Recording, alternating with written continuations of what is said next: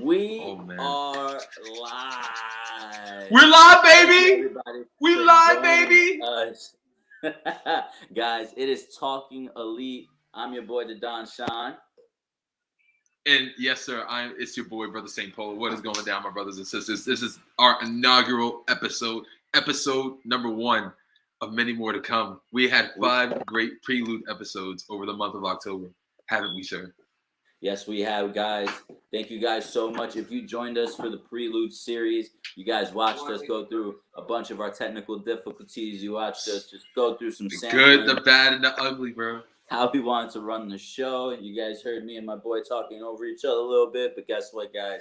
We dialed it up. We fine-tuned it a little bit, and we are here. It is time, the official launch, Talking Elite. I'm so excited, guys. I know my very excited, bro. I had to think about the historical context of today. I didn't know today was November 9th. It's kind of like a synonymous day in the world of pro wrestling at that time. At this Montreal Screwjob, I believe. Yes, sir. 4 years to the day. 24 years, my man. I'm like, I had to think about today, and then I saw CM Punk post a little quote. It was like, Brett was right. I'm like, shoot, has it been 24 years since Montreal? It's kind of wild because we literally had the wherewithal to have this first episode on this day. So it's kind of wild in terms of the historical reference. Well, it's nuts. I mean, this is kind of like the changing point for many people, right? This is when, who is Shawn Michaels? Are we serious right now? Did he really just do that to Brett, to the man, to the icon? I mean, November 9th, definitely a day synonymous in the wrestling world. Montreal Screwjob. As Vince McMahon would say, Brett screwed Brett, but as we've come to learn in 2021, the only person screwing anybody is Vince McMahon. Damn, you had to start it like that, huh? Our first episode, we can't turn away people. We can't turn away people right now, bro. I'm not turning away anybody. Yeah, I'm just letting you guys know. I'm letting you guys know what the facts of the case are. That is truly the facts of the case, and the facts of the matter is that 18 people got released last week, man. Was it just 18? I feel like it was like 25. It felt like it was 25, bro. But shoot, 18 people got released, and that's not even including the others that got released over summer, and then before that, a little close to WrestleMania. I mean, I could easily say probably in the last year they've released well close to 100 wrestlers and talent. You know, between obviously, when they laid off the staff, when they laid off so many people. I mean. And again, look, man, we're not trying to turn anybody away, but since we're already talking about it, let's let this be our first topic. Let's talk about these recent WWE releases. Let's talk about it. Guys, I mean, I know for me, more specifically, I'm confused over Keith Lee. I'm confused over Killer Cross. I'm confused over Scarlett Bordeaux. Taya Valkyrie. Karrion Kross. Frankie Monet in WWE. I was confused by Ember Moon a little bit. Not so much, but I definitely was a little bit. Nia Jax, I mean, that's a toss-up, right? Again, that's kind of to my point. They released a bunch of former WWE or NXT champions or championship holders and contenders, which to me is kind of confusing, right? Is it did you guys sign them and realize it wasn't your speed anymore? Reports are talking about vaccination status. Well, there's nothing confirming or denying that. It's interesting. For me, more specifically with Taya Valkyrie, I mean, it's been a few months. You bring her over to join her husband, John Morrison. You change your name to Frankie Monet, which makes no sense. You should have changed it at least to Frankie Morrison or something, something that ties her to him. Or Taya Morrison of some sort. Something. I mean, she's one of the best luchadoras, in this generation. She's 38 years old. She's a hell of a talent. Was killing it in Impact. And she made that comment. I mean, and you also heard I don't know if you heard the news, but apparently there's word going out there that Vince doesn't want to hire anyone past the age of 25. Right. I agree about that. I read that article this morning, actually. Yeah. You know what concerns me about that is it's like Becky Lynch, Charlotte Flair, Bianca Belair didn't sign even with WD to the 26-27. It's like you're kind of just discrediting the talent and the work that they put in. Now, if you're trying to sit here and come and sign all original talent and build them from the ground up the way that they do, I mean, look what they just did with Mandy Rose. She's the first ever from Tough Enough to hold a belt. Wow, yeah. That's dating good point. all the way Great back point. to the time of Maven and Nydia. 2000, yeah, about 2001, 2002. Absolutely. That's a definitely a valid point. So, and I mean, they even cut the promo today or last week with Mandy and Io talking about this isn't the old NXT, this is NXT 2.0, which kind of just goes to speak in the direction they're going with this younger or more WWE PC bred talent, in their own midst. But man, I mean, did you see Tony Khan's comment about how every time they do these groups of releases, he's really interested in 3 to 5 actual talents that they go, and I'm like, dude, are you kidding me? I can name 5 just off the top of my head right now that you guys should sign. But again, I get it, so I feel like, but I also that's what I'm saying. You don't want to overstack the roster. You don't want to oversaturate it. But then again, it's just like, I mean, shoot, who wouldn't want to see Keith Lee in AEW? Who wouldn't want to see, you know what? And I thought about Cross, and I'm like, yes, he could go back to Impact with the roster that Impact has now. But then again, you can get him away in AEW. You can have him as a good runaway. Man, and this is where, we'll get to it later in show. This is where the Ring of Honor situation really messes with me. Yo, bro, This is where it really messes with me because this is, man, like. But that's what I'm saying. Like, you don't oversaturate. You don't want to oversaturate the roster if you know you got Ring of Honor about to release everybody after January. You feel me? I mean, hey, let's just get to it. Let's talk about it, guys. We're gonna show you guys the message. This message, the source and credit for this message I'm about to show on the screen goes to the official Ring of Honor social media pages, guys. This is not our original content. This is indeed Ring of Honor's original content, and we're gonna show you guys right now what we're talking about. So, guys, this right here is the message we're talking about. I'm going to give it a quick read for a second, and we're going to get to it. Throughout the pandemic, our top priority was to keep everyone healthy and safe. And despite not producing any live events for over 18 months, we were able to keep everyone fully contracted. We now find ourselves at a time where we need to make changes to our business operations and are planning a pivot for Ring of Honor with a new mission and strategy. The year will culminate with a final battle pay-per-view in December, and this will indeed be their final battle, guys. And we will be taking the first quarter of 2022 to work internally to reimagine Ring of Honor. Ring of Honor has the most dedicated fans in the industry, and we appreciate their loyalty and patience as we can reconceptualize Ring of Honor. We anticipate returning to live events in April, right in time for my birthday, for the Supercard of Honor with a new fan-focused product and provide a unique experience for wrestling fans. Guys, this message, we're going to take it off the screen now. Guys, this message, huge shocker. It just kind of slammed the wrestling world on its back. I'm talking about Undertaker-style last ride from hell, just boom. It dropped us on our backs. For me, Ring of Honor means so much. I don't know about for you, my brother, but Ring of Honor to me has been one of my favorite wrestling promotions for about 15 years. I know they've been going on for a while. But, man, I mean, you hear the way I talk about the Briscoes. I mean, Jay Lethal, Jonathan Gresham, Matt Taven, I mean, Marty Scurll, the Young Bucks, Kenny Omega, a lot of these guys, They all came up through Ring of Honor.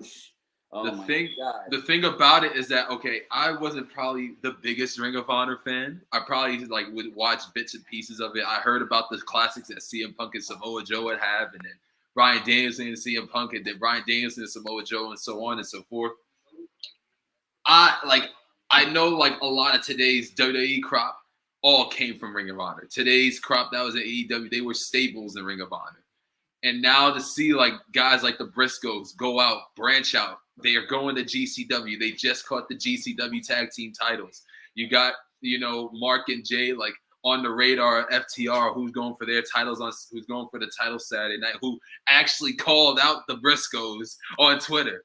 Would you not like to see FTR and the Briscoes? I'm going to tell you right now, I love FTR, but I do not know if they want it with them boys. Them boys versus top guys? Them boys versus top guys? I tell you what, I'll take all the money, my man. I'll give you all the money. I'll give you all the money, man, I'll tell you the truth. I could watch the Gorillas of Destiny versus the Briscoes wrestle each other every night for the rest of my life. Because I know every night they will have a different match. They will have Absolutely. They would just have barn burners, and the way that they brutalize each other is insane. Is Dude, insane. I'm just looking at that roster right now in Ring of Honor, and then compared to the releases that took place. What, like, damn, like, Sean, there's just so much. There's so many people. There's so many. This is people, what I was dude. saying, right? So just to kind of get back to it, it's like with Ring of Honor, right? There's so many big releases. Again, you have Roosh, you have Bandito. You know, Bandito is the current Ring of Honor champion. You have Jay Lethal, who is a staple in the wrestling industry. I mean, a lot of the people who are big in the industry right now can attest to that time that they spent at Ring of Honor wrestling guys like Jay Lethal, Jonathan Gresham. I mean, Jonathan Gresham, one of the best pure rules wrestlers in the world, man. And that's one of my favorite things too about Ring of Honor is the pure rules matches. And I won't lie, you know, I'm really hoping they do come back in April. But there's reports that they're $12.6 billion in debt, $12.6 million in debt. Again, these are just reports. I have no facts on this, guys. I'm just telling you guys things I've seen pop up along social media as well as digging the interwebs, just kind of looking into this thing. What I can say is it's not just about the male wrestlers. The female wrestlers, I mean, they still have Angelina Love, who is a staple, again, you know, with the women's division. They have their current Women of Honor, Ring of Honor. I believe they switched the name of the channel, the championship from Women of Honor to the Ring of Honor Women's Championship. Roxy, who is also a beast, you know, young up-and-coming talent. She's actually defending her belt at New Texas Pro, I believe, the Ring of Honor belt. But, you know, they just did their last TV tapings. I mean, you saw people such like Mandy Leon. You heard people like the Session Moth Martinez speaking about it. I mean, you even saw Scarlett Bordeaux, Quinn McKay, and other people who were part of Ring of Honor at certain points in their careers just kind of speak to what Ring of Honor meant for them.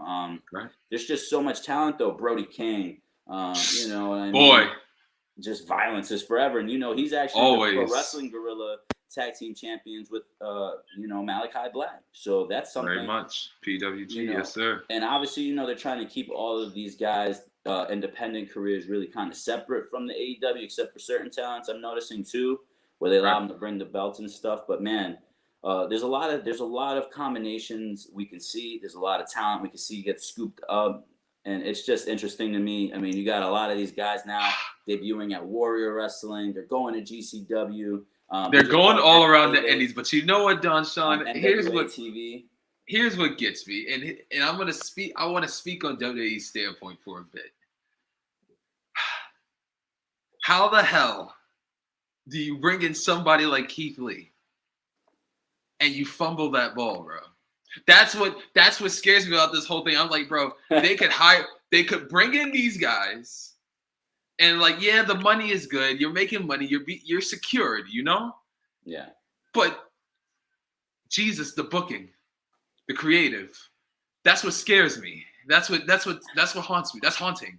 That's quite haunting. I mean, it's tough, right? Like we see it's hard for kayfabe in general at this time, right? With social media being so deep and involved. And I mean, look at what one of the Cornette's biggest issues with like the Young Bucks and AEW is how much behind the scenes they let the world into the world of pro wrestling, right? It's stuff like that, right? It's we know what's actually happening. You know, these people, these characters, these talent that you have social media. They share their lives. They share what's actually happening there, you know. And for different time period, man. It's a different time period, Sean. For a company that's driving the reality and you know, this generation's, you know, whatever is the most popular, like, you should want to run with that, right? You had Limitless Keith Lee. Anything is possible. The double champ. I mean, dude, when he took the NXT North American title and the title, holy shit, mama. Let's go. This dude was unstoppable. And then you call him up to the main roster for what? To do the squash. To do the John Cena, baby. Just put him down under your boot and keep him down. And then you turn him to Bearcat Lee. And then what the hell was that, bro? And then you try to tell us it was his idea, and he even says, nah, it wasn't. No, bro. Yo, Sean. You can't pay me enough to think that was all Keith Lee's idea, dude. You can't pay me enough. You can't pay me enough. That Look, man had. Right. If you're talking about like a milli plus, all right, maybe I'll believe it. No, bull, bro. Not even that. I like, bro. Keith Lee has too much integrity to even consider. Like, I understand. Like back in the day, we look him up. There was a wrestler named Bearcat, right? But yes. But dude, you can't pay me enough to think that Keith Lee came up with this character, and God knows he ain't come up with that outfit either. With that ensemble he had to rear to the ring. So, bro, I'm like, yo, at this stage of the game, I'm like, yo, if Keith Lee ends up in AEW, which I do think it's gonna happen. I feel like so too.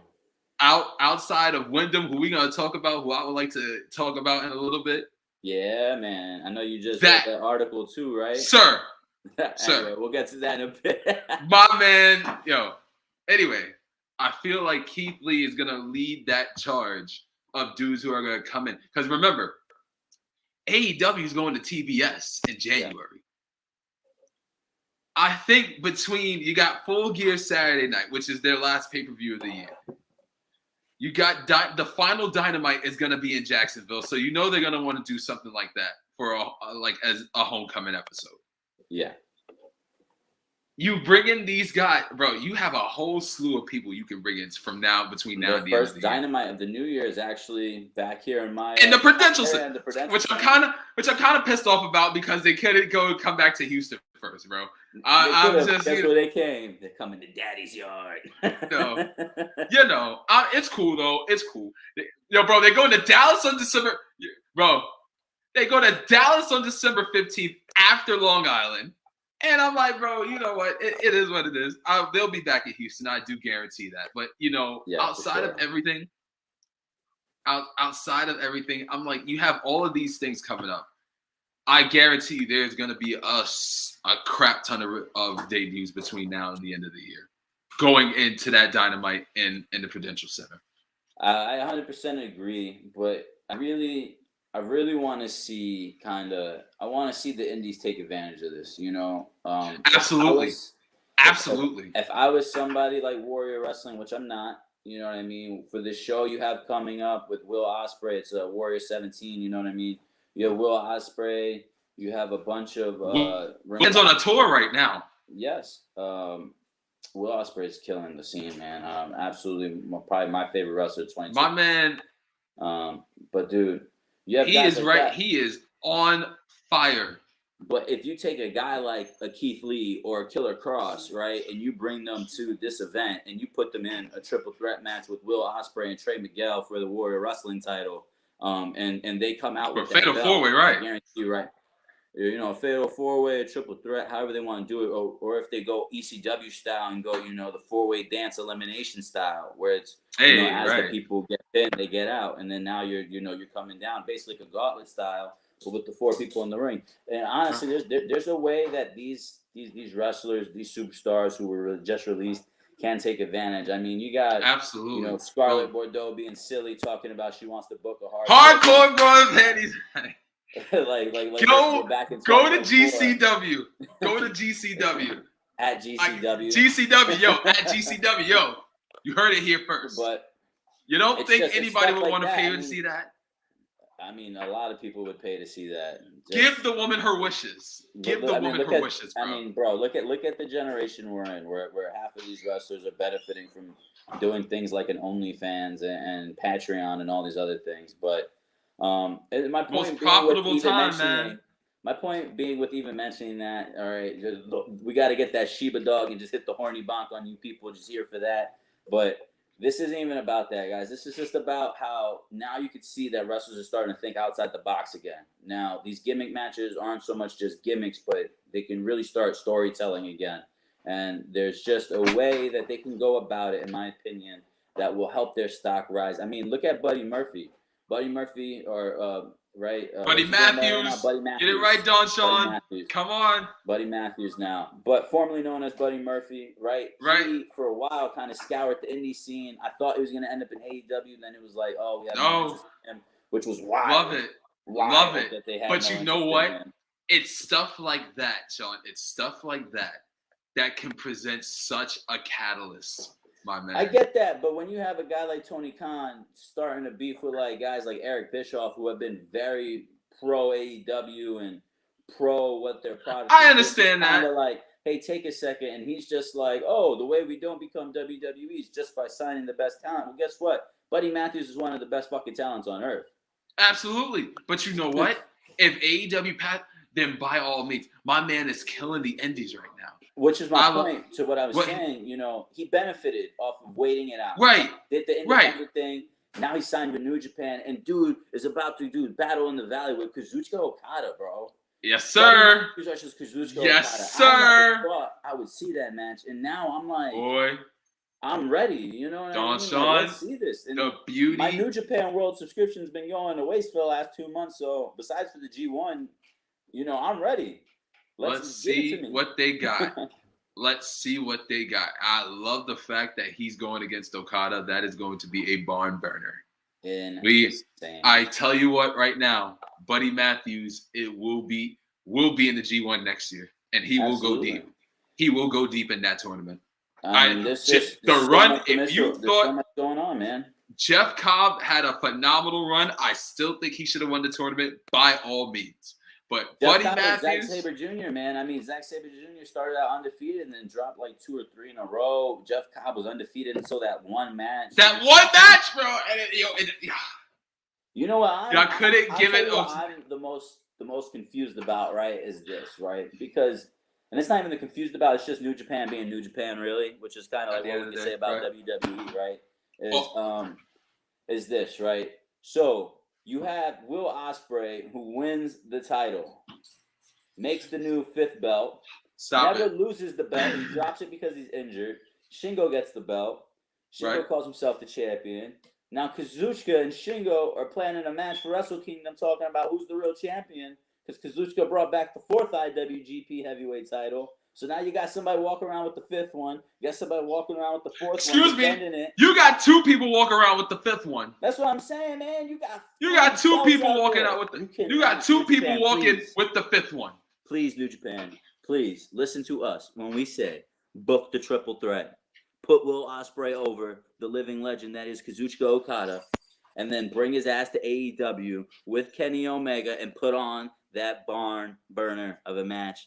Please. Now I ask you, is beasting right now. 2021 is Will Ospreay's year. I ask you, do you really, really want to see Omega versus Okada in AEW?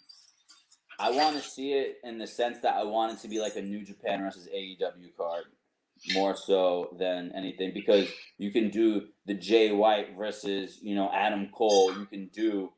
You already know Kenta versus CM Punk is taking place. If that happens. It has to. If that happens, you already know that match is taking place. He still hates that he does the go to sleep. Heavens forbid it takes place for the US title.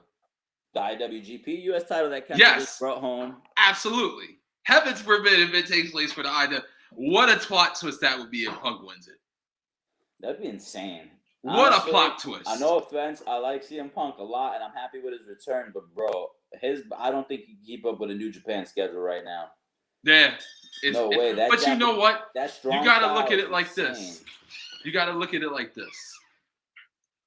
The style that New Japan has, because remember when Moxley and Archer were winning the title, it wasn't they didn't have that much reigns. I don't remember them defending the title that much. Because of the fact they had to go overseas. Moxley was because of the staph infection in his elbow and then the pandemic.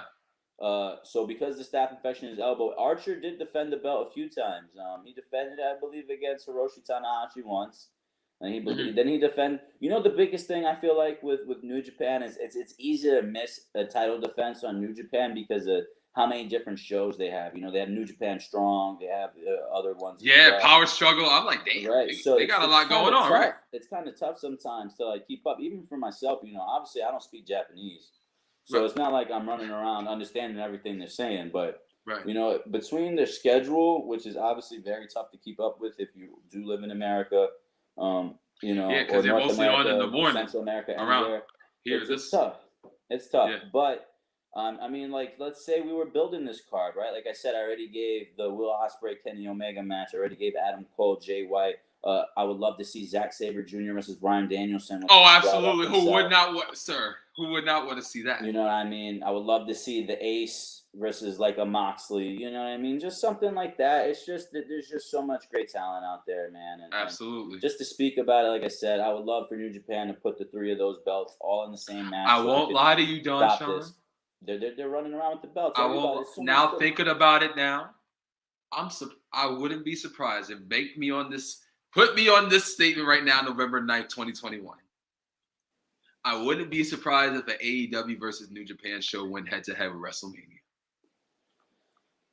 Hey, I would call that. I would not be surprised. Elite Wrestle Kingdom. Wrestle Kingdom Elite. Call me crazy. I please understand. Within the next year, I would not be surprised if it would be an AEW versus New Japan Super Show. I mean, I would love that because what that would be is kind of just like the Supercard of Honor. Absolutely. The Honor in New Japan. Right. Supercard of Honor. The Super Show, right. Yeah. But think about it like this. On the scale that AEW is now, because you gotta look at it how it is. AEW is on a much larger scale right now than Ring of Honor. Absolutely. So I'm thinking about this is like some Wrestle Kingdom meets like they're all out. Or speaking to that point, my brother, is this, and this is the thing that really hurts me about this Ring of Honor thing is nobody really truly understands. Even the guys at AEW, I feel like maybe they do. Let me not speak for them because this is obviously their fruition, but Ring of Honor really, really, really did everything within that company's power to support All In. And as we all know, without All In, there is no All Elite Wrestling. There is no AEW. Think about the belts defended on that show. Many of them were Ring of Honor. The Ring of Honor World Title. Besides the NWA World Championship, which was Nick Aldis, just kind of writing that story for Cody, which obviously, is him holding that World's Heavyweight Championship. His father held. WWE says he wouldn't ever do. The one his father held, it meant a lot. And, Ring of Honor was a huge, huge, huge, huge, huge support in that. So for them to sit here and say they're going to rearrange and kind of redirect their product for a more fan-friendly thing, I mean, man, you guys kind of already had the script right there, and you already kind of have the overlay right there. Just follow suit. And it's not to say it like copy AEW, because obviously don't, bring your own thing. But you guys know what it is we want, and it's just wrestling. It's great wrestling matches. It's not even the entertainment factor. Don't hit us with the sports entertainment aspect. Please, please, please do not. If there's one thing I can stress out so much, and I've been like trying to dissect this with friends, bro. Pro wrestling is not sports entertainment. It's God Almighty. Yes, they're here to entertain, but they're not gonna do all the geriatrics and all the things that you see elsewhere. The biggest thing about it too, and look, man, it's like in 2021, hearing it called sports entertainment, it doesn't hold the same weight that it held in the late 80s, early 90s when Vince McMahon, and we're talking about Vincent Kennedy McMahon, you're fired. Captain, you're fired over there.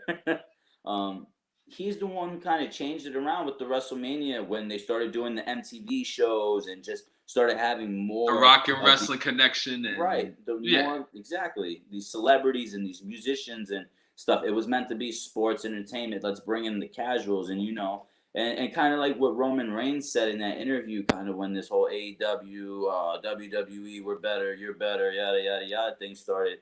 It's that WWE doesn't really, and not to say like they don't care, but they're not searching for the hardcore fan. They know the hardcore fan is going to watch. They're searching for the casual, the person who's just going to click to the show. I'm like, oh, hey, what's going on, And look, and I mean, I'll be completely honest. I have friends, with kids who love, and I'm talking about pre-heel turn. They loved Roman Reigns then. They loved all these guys then. So for them, they have these larger-than-life characters. But for us, we're not those children anymore, where these characters are larger than life. We see the faults. We see where they make mistakes. So to me, we want wrestling. The sports entertainment factor. We want wrestling. We want wrestling 24/7. Yes, sir. I want less talking. I won't lie to you. I want fists I want kicks. I want wrestling. It's like with NXT, right? They're trying to do this thing with that Elektra Lopez girl and the what is his name? But you see, or Daniel Vidal, whichever one, and she literally just Zion Quinn, bro. And she just posted her anniversary picture with her husband. What are you guys trying to convince us that she's into this guy? No, we know she's not. She has a guy. She's married. Happy anniversary. She's like, she's happily in love. What are y'all doing? Like we're blind. Like we're blind. You know what I mean? Like, what are you talking about? Yo, oh man, dude. What are you doing? But it's that point, like, Jesus. Oh my God, bro. Get it together. And it's not to say it like that because, that promo Roman cut is funny as hell. Like, I leave for a week and we're worse than Raw. Like, dude, that was gold. But it's is truth, it not man. true? Is it not true? And this is my point, right? Is stop only giving all this effort to the top stars. You know what I mean? Listen, at this point, whatever Roman's going to touch is going to turn into something big because Roman is so over as a heel right now, it's not even funny. But that's known for years, whatever Seth Rollins touches turns to platinum too because he's Seth Rollins, man. But that's what I'm saying. Like, I can tell you right now, the WWE Championship is changing before Survivor Series. It's disgusting to me that they're gonna have Big E drop it so quick, and it seems they're gonna have. But they're promoting how he hasn't had a title run in 5 years almost with the WWE Championship. He's had the Universal title, all that. But that is true, man. But it's also the fact that Kevin Owens is leaving. Kevin Owens is out. He's got to be. But that I don't know if you heard what he said today, just kind of talking about how he wishes WWE put a tag team title run in him and Sami Zayn's, in front of their windshield, but it doesn't look like their careers are going to line up that way to make it happen. And just even hearing him say that, that's a heartbreaker, bro. Somewhere else, but again, where can somebody like a Kevin Owens or a Kevin Steen type character really, really put himself over anymore, right? It's just for the fact that for the surprise and the shock of it, we would love to see him in AEW, right? But truthfully and honestly, which I feel like Stone Cold Steve Austin of the WWE right now. I mean, he is that anti-hero. I'm gonna be great. I'm still gonna kick ass. I'm gonna have a great match. I don't even need a belt on me anymore for you guys to know I'm one of the best wrestlers. There's not bro. And that's just where he's at, in my opinion.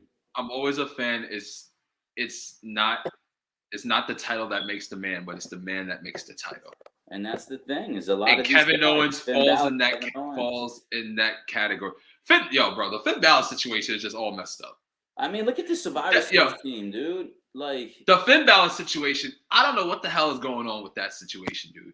But I'm not a big fan of it because something. This is going on at least 5 years since he won that title and got it. Prince Devitt, return. New Japan, please.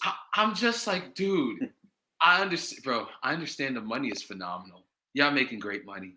But for all, and I said this earlier in the episode, but for the love of all that is good, the storylines.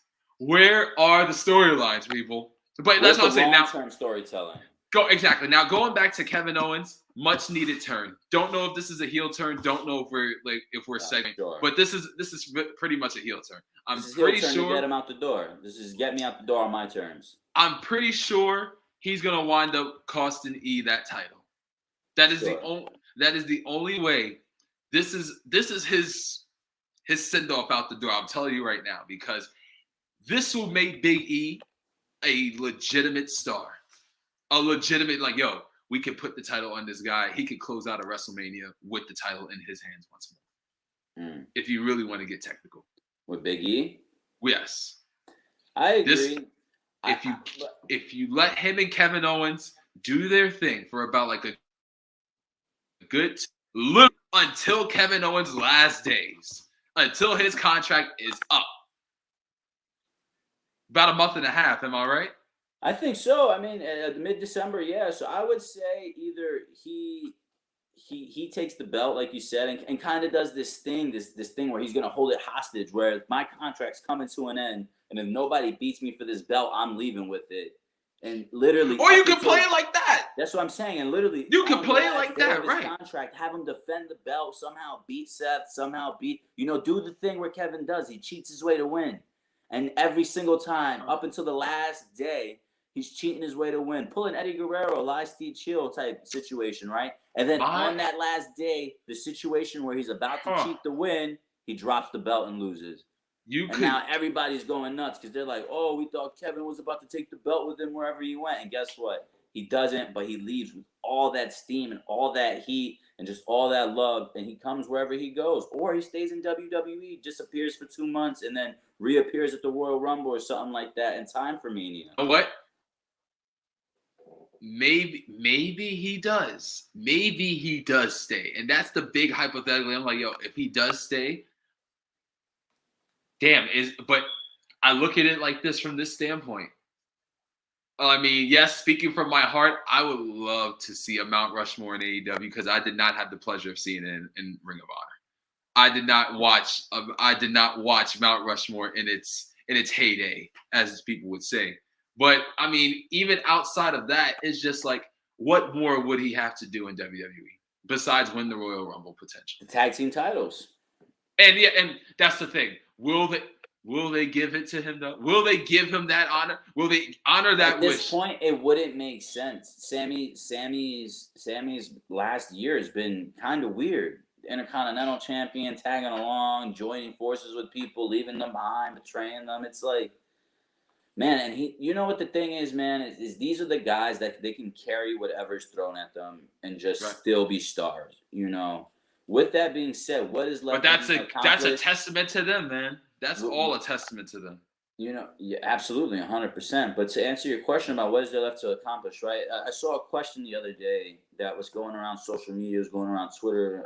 Kayfabe Soup, shout out to you. I believe they posted it as well. Somebody had asked the question: Is WWE even the dream anymore? Is that the goal destination, right? And like this is really like the thing, though, right? Like you said, is the money worth it? For a lot of these guys, I don't even think it's about the money anymore. I think it might be starting to be about the fact that Tony Khan is starting to speak a little bit against signing all these WWE releases. And to me, that could be kind of like when you throw a shark in the water like that, because that's what a statement like that is to me. That's a great white shark that just went into that ocean of, oh, maybe I can ask for my release and get signed, you know? Well, guess what? I'm not really interested in all of you guys that get released. I'm only interested in maybe 3 to 5 of you guys and what we could actually do with you guys. And it's like, whoa, do I actually want that release? You know what I mean? Like, is that release going to end me up in a good way? Are you gonna tough it out at least a few more months? You know, am I going to get booked? Am I going to do this? Because, you know, between the cons, the signings, and, you know, there's so many different things they can do to make money, but it's a grind and it's a hustle. You know, so do you want to go back to that that's grind, all or of pro do you wrestling. Want to stay on the road and get that That's guaranteed all of pro check? wrestling. And reports are coming out that they're releasing 10 more next week. So WWE? Yeah, reports are coming out that there was 10 people who survived this round of cuts, but they're still considering releasing. I mean, dude, well, I'm telling you right now. It's funny because everybody that was released posted all these heartfelt messages, and then like Eva Marie just posts like a photo of herself on set, and everybody's like, "Oh, she doesn't even care." And one comment that made me laugh was like, "Been there, done that." You know, and that really is just kind of the story of her career. You know, she utilizes the platform for what it is. She reboosts herself. She gets people invested in her fitness and her fashion and her beauty lines, and you know, she does what she do. And she dips out, man. I'm like, man, that evolution only lasted for so long. For so long, man. But for so long, you know, and that's when I'm just like, okay, if they got another round of releases coming up, I'm like, sheesh. I really and I remember telling you this the other day. I'm just like, yo, they're really gonna sell the company. So I really feel like that. Going around it's probably Mania 2019. 20, since 35. But look at it like this: when have they? Like I told you the other day. When have they ever announced the next 3 strings of WrestleManias? Yes, 37, 38, and 39. I understand. Right after 30, you got 40, which is a big number. But it blows my mind. Like, we don't even know the certainty of the next of this WrestleMania, let alone the one that coming up in Cali. But guess what, guys? Not only do you now know, but guess what? Now you got 3 of them up front. And why are we doing this? Maybe we're letting you know these are what we have on the horizon. And then, hey, there has been reports that they do want to sell. I mean, over the course of the last 5 years, Stephanie McMahon, the releases Vince McMahon, taking even place? Shane have dumped stocks.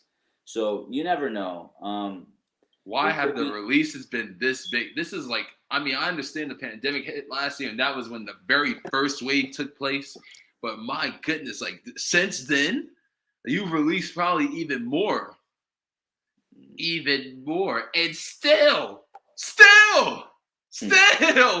the creative sucks. It's wild. Oh, shout out to our boy Lou Garcia digging the shirts, fellas. Hey, guys. Hey, and we're not ragging WWE. As you guys can see, we're pro Attitude Era, pro WWE. I got my 2019 Hall of Fame DX shirt on. Old school Cactus Jack, man.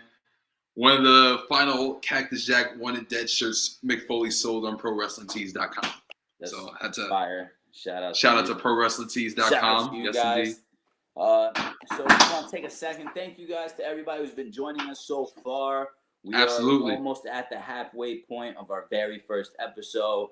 If you guys are still joining us, just make sure you guys hit that like, hit that share. If you're joining us on YouTube, hit that subscribe. If you're joining us on Facebook, hit that like. If you're joining us on Twitter, hit that like, hit that follow. You guys can follow us on Instagram at The Talking Elite Show. We are here, guys. We are here. Shout out to we are live. Launch. We're live. We're live, pal. Officially happened. We are live. We are live, pal. Keep talking, and we're gonna get into it, guys. But shoot, we haven't, bro. It's so good. We haven't even gotten to Full Gear review yet. We haven't even got, bro. We got 3 days of AEW. Right, we're not there yet. We got 3 days of AEW content coming up. That's it. I mean, like, you got Dynamite, my God, man. Page, Full Gear. You just got to kind of touch base really quick though, again on the WWE releases for the last time. Something I did want to speak about was something that Brian Cage mentioned in an interview recently. That if you guys follow us on Instagram, you saw I shared to our story. There was somebody on Instagram, Shaba Belts, I believe that's how it's pronounced. They shared their design for the Lucha Underground belt. To me, one of the sickest belt designs in the world. But not even about the belt design. I want to talk about a statement Brian Cage made about how Lucha Underground had the best and sickest roster. Sorry, guys. Of course. During their time. And I want to say, I agree. I 100% agree.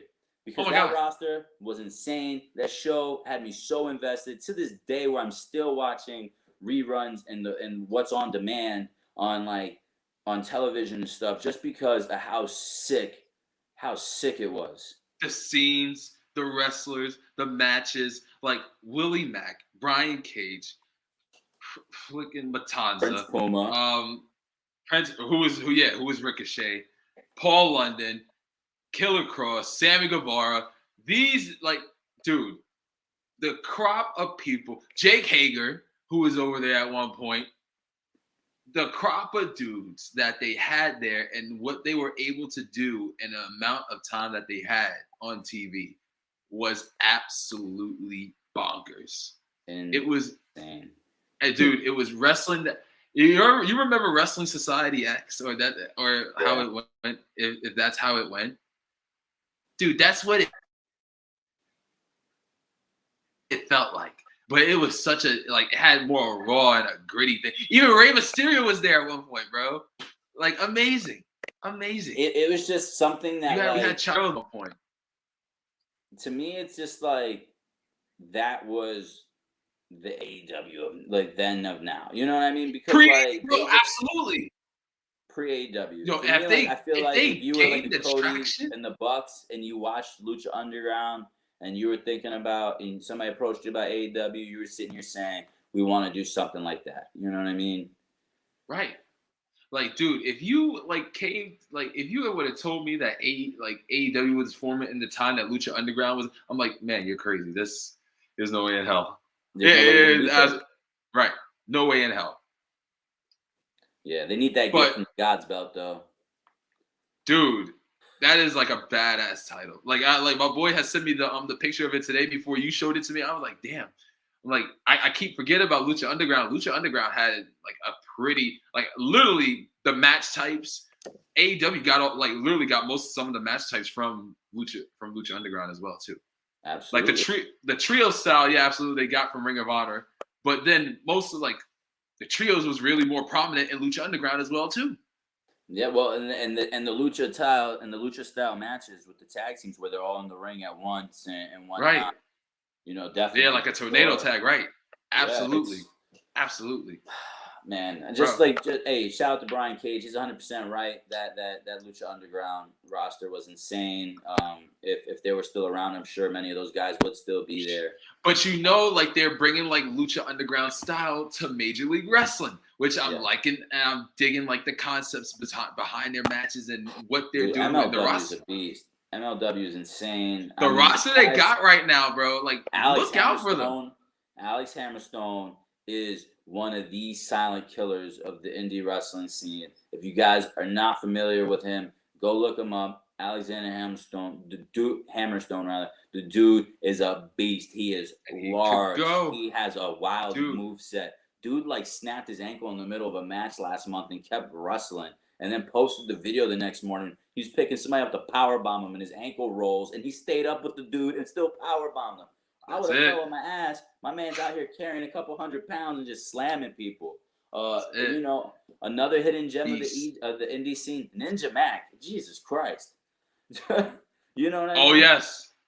Oh yes. I've heard of the legend of Ninja Mac. He will actually be at GCW So High in Houston on December the 3rd. So, and I am doing my damnedest to head to that show. I am doing my damnedest to head to GCW in Texas that weekend. Friday, December 3rd. Speaking of indie wrestling, we got to give a huge shout out to my boy. Yes, the Shrug Thug. Yes, sir. Sam Shields. Before Brian Cage was the machine, he was the machine. Sam Shields, the new ECWA Legacy Champion. My boy. Shout out to you, Sam. Indeed. Come back soon on the show, my man. Thank you for bringing us and blessing us on the show. We hope to have you back with this title around your shoulders, talking. And congrats on the win. Congrats on the win for sure, my man. What else, guys? We are here. Actually, something else we want to talk about. Official launch episode, official launch week. In turn with this, guys, we did the official launch giveaway. And I just wanted to share with you guys the winner. So shout out to Anna, at Am Floors. I'm hoping I'm saying that right. Your handle's a little hard for me to pronounce, but she is the winner of our first ever giveaway. As you guys can see here on this screen, she won a pair of Yeezy 380 Boost Dead Stock Onyx. So we here at the Penthouse are very generous people, Don Sean. I don't know, man. How generous are we? Bro, I heard of your next giveaway. And this, like, bro, before we went on, like, you told me what's the gist of the next giveaway. I was like, ho hum. Oh, another giveaway. Like, you just said some regular pair. I'm like, I'm not going to even tell the people what it is before you dive into it. But I know what you're about to do for the generous people of America and beyond, whoever is tuned into our show right now. Well, guys, what I'm about to do, guys. Dude, so generous. That the world is doing. Guys, if you guys are paying attention to pro wrestling outside of WWE, you are noticing there is indeed a huge hype beast boom coming into the pro wrestling world. If you guys know Don Sean in real life personally, you would know that Don Sean loves him some hype beast stuff.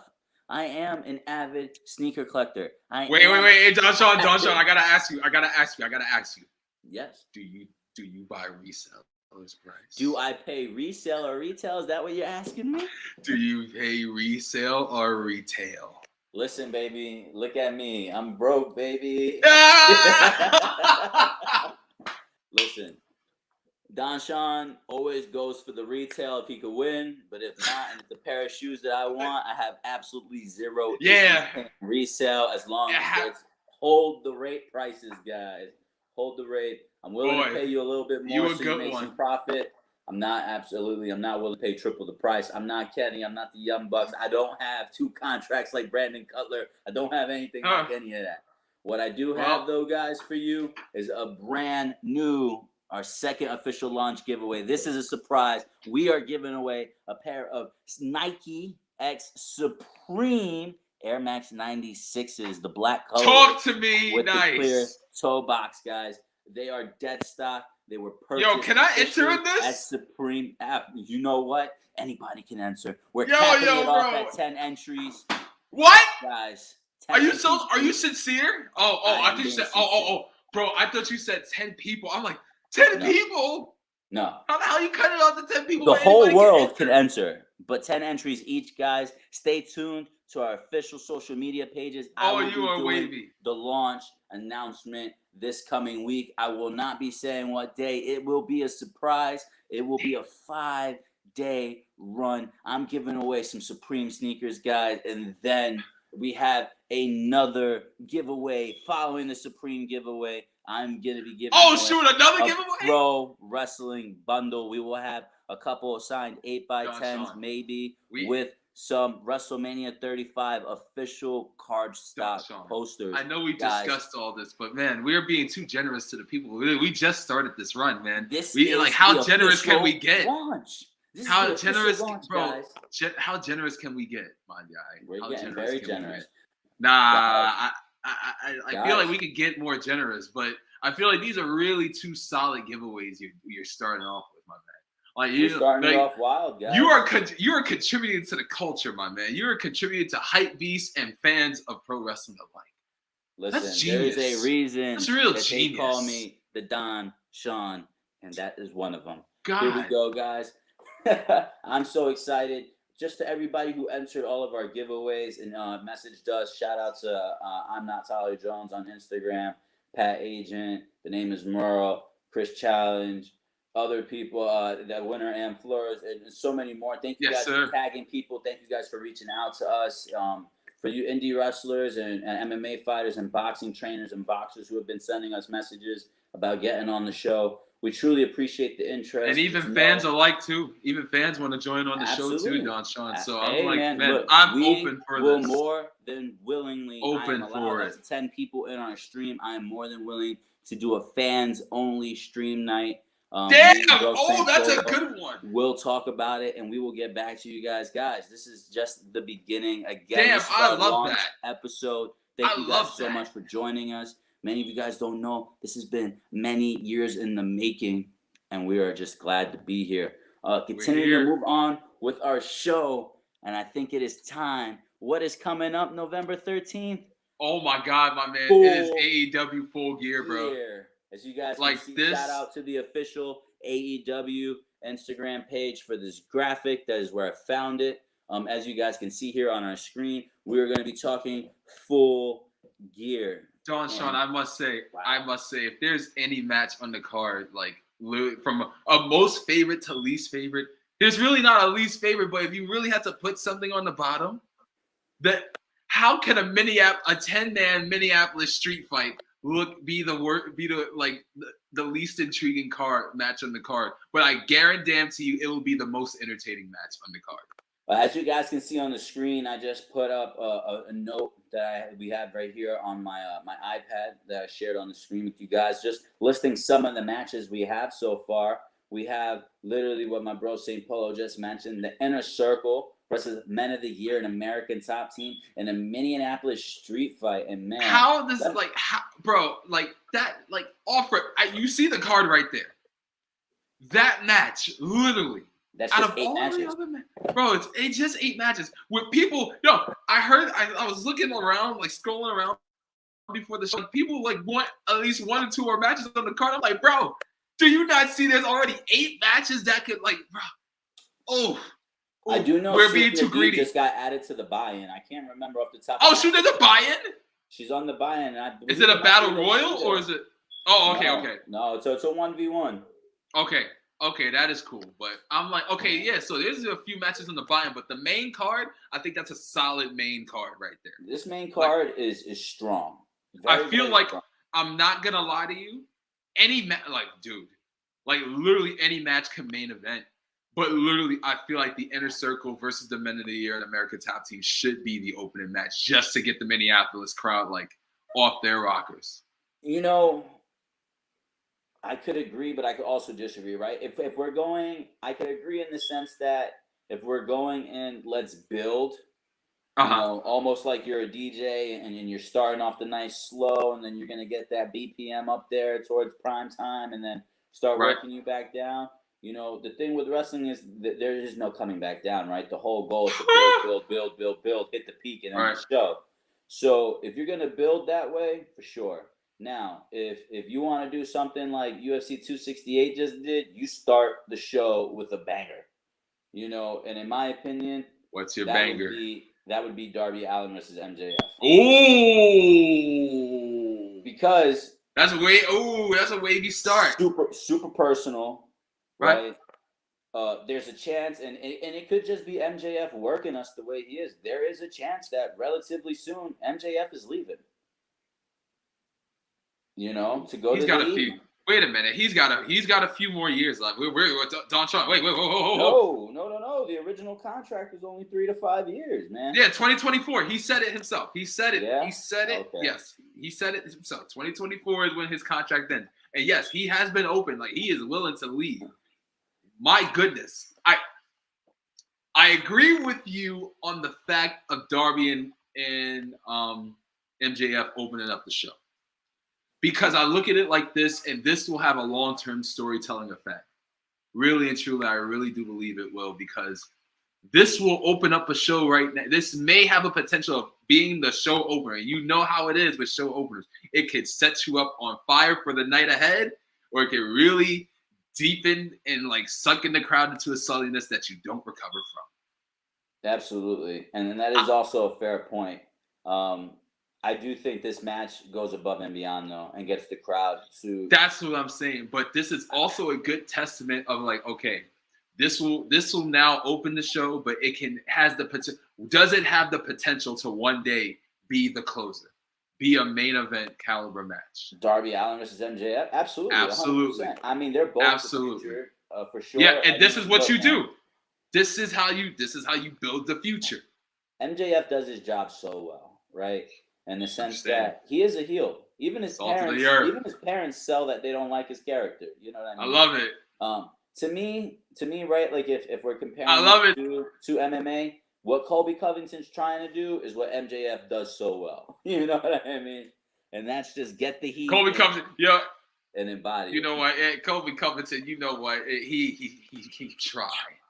He could try. Listen, you know? and this is something we'll get to too. Is everybody's like, oh, he bashed AEW? No, for all you clickbait media fucking articles out there, I'm sick and tired of clicking this shit and reading. Oh, Comey slammed AEW. No, you stupid asses. He slammed American Top Team.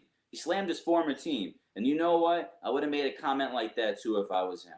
If I have very bad blood with my former team, and they're out here doing their thing. Dan Lambert, who is a beast on the mic, one of the very best in the business. You see guys like Junior Dos Santos, Andre Arlovsky in their late 40s, former UFC heavyweight champions, no real true pro wrestling ability, making money and being successful. Yeah, I mean, he's hating a little bit. Of course, it's in his blood, right? He doesn't like that. He's got the hate in his blood. Of course, he's going to speak badly about his former team. Oh, you're not going to catch me in no second-rate promotion like AEW. You catch me in WWE. That's him being a heel. That's him making his money. You know what I mean? That's him doing his thing like, oh, they're somewhere else while I'm still in the big time. And that to me is what he meant. Oh, he slammed AEW? No, man. He slammed American Top Team, rightfully so. I mean, you got the fucking OnlyFans megastar Paige Van Zandt out here getting all this wrestling money, not even wrestling matches. You got all these other people making their money, not wrestling matches, right? So, you know what? I don't fuck with Colby Covington personally. You know what I mean? I don't like his idea, but the dude's a hell of a fighter, man. And unless you see him with the ones and twos inside the cage, stop the clickbait. And right now, the only man I can see that that's done that is Kamaru Usman. Who as of right now, for sure. But we're going to find out, man. I mean, we'll get into the MMA stuff in a little bit, guys. But Jesus, what a card. But let's get back to it. Right, back to it. Year preview. Like he was saying, I mean, Inner Circle versus American Top Team and Men of the Year definitely probably will be the start. The opener. I would I must say, like, and you got the TNT champion Sammy Guevara, who's not defending the title, but he's a TNT champion. So you know how the TNT title opened up last pay-per-view, which was All Out. Yes. I mean, you feature the face of the network at the very first top of the show. You get it going like that. You get it way. I feel like Darby. I feel like Darby and Max, they'll be in the middle of the card. Definitely. I definitely think they'll fall somewhere around that line with ATT, and then I probably see it going like Super Click versus Christian and Jurassic Express, just because when the Bucks aren't fighting for a title, they've been pretty much early every pay-per-view. So I definitely see that happening. CM Punk versus Eddie Kingston. Oh, bro, we didn't even announce. We didn't even say who wants to win the Inner Circle versus Men of the Year match. But I would be remiss if I did not mention the article from Eddie Kingston in the Players Tribune that I read earlier today. I know we got to talk about Full Gear. We got to talk about the card, Don Sean. I understand all that, but I got time, baby. Go ahead. Like, speak on that article. My God, before you read that was raw. It was grit. It was bro. It was so Eddie Kingston, bro. It was Eddie Kingston from the heart, as he always is. And the beautiful part about it is, like, man, I know where that. Growing up in New York, I know how that feels. I know how he felt. You know, that is one of those things as a pro wrestling fan, you can look at articles like that and I'm like, damn, this man busted his ass 20 years. And now look at it. 2 Full Gears in a row. He had a main event match against Jon Moxley last year in the first I Quit match. Fast forward 1 year. Don Sean, would you ever think you would see CM Punk versus Eddie Kingston in the year 2021? I did not, but I love it because of how real their beef is. How real does this, with 8 days notice, mind you, only 8 days notice this match is made. Yeah, and they only started beefing 2 weeks ago. Yeah, but the real thing about it, though, is their beef is real, and it's very long-standing. Very, very long-standing. So 15 years. 15 years in the making. So that promo, while a lot of it was a work, a lot of that was real and raw, man. And I mean, you could tell with the don't touch me, don't put your hands on me. That was such a shoot interview. That was such a shoot promo, shoot segment. I really like it. If we're gonna guess winners, which I'm sure obviously we want to do, right? Oh my God, please no. We could go. Let this be a trilogy. I think this match needs to end in like a double, like a DQ or something, like with no. This match will probably go to a draw. I really feel like this match will be a draw, Don Sean. I feel like they will have this be a trilogy before anything. I would love to see this as a trilogy, believe it or not. I would love to see it as a trilogy too. I really would, but right now with what they're doing with CM Punk, I don't see them letting him get an 0-1. You know what I mean? Like a 0, like the 0 in the losses with the 1 in the draws and all that. You don't think so? I don't see it happening. I mean, they did it with Danielson against. I mean, yes, it was against Omega, but Danielson is on a completely different trajectory. I mean, look at he's going to be wrestling Miro on the card in the championship final. I'll tell you right now. And I tell you, that will not be an easy match for him. They might throw a monkey wrench in the whole thing and make Miro. I tell you right now, I got my money on Miro. I tell you right now, I got my money on Miro. I don't see why you would have Danielson come in and beat him after that dominant TNT title run. I look at it like this. And because the situation, yes, with Jon Moxley is unfortunate. And please, my wishes go out to John and Renee and the whole family. Jon Moxley get well soon. But I'm like this, Miro taking his place. That was not a bad move. Yeah, not at all. That was not a bad move because you now look at it like this. I felt like either way, Bryan Danielson was going to take his first loss. I felt Moxley for sure. I felt it was good. It was either he was going to take the first loss to Moxley, but now that Moxley's out and Miro's in, I think Miro takes the win. Oh, and this is a legitimate first loss for Bryan Danielson. Believe it or not. All right, so this is what I'm gonna do, right? I'm gonna pause this for a second. I'm gonna go back to the first match. Inner Circle versus Men of the United American Top Team. All right, I got the Inner Circle. I'm gonna give you guys that the Inner Circle wins. I got the Inner Circle. Then we're gonna talk about. We spoke about CM Punk and Eddie Kingston. We spoke about possibly a draw. I got CM Punk going over. I want to draw. I want to draw too, but I think CM Punk takes the W. But then, if I have to choose somebody, my heart is with Eddie Kingston. Yes, trust me, my heart is very much so with Eddie Kingston. I want a huge win. That would be. I want Eddie to win this match, bro. It would make him look realistic. It would make him look real. That he got beat up by a violent man in the company, which would then lead up to a great CM Punk versus Jon Moxley upon Moxley's return. Because if he couldn't beat Kingston, what makes you think he could scrape through Jon Moxley? Exactly.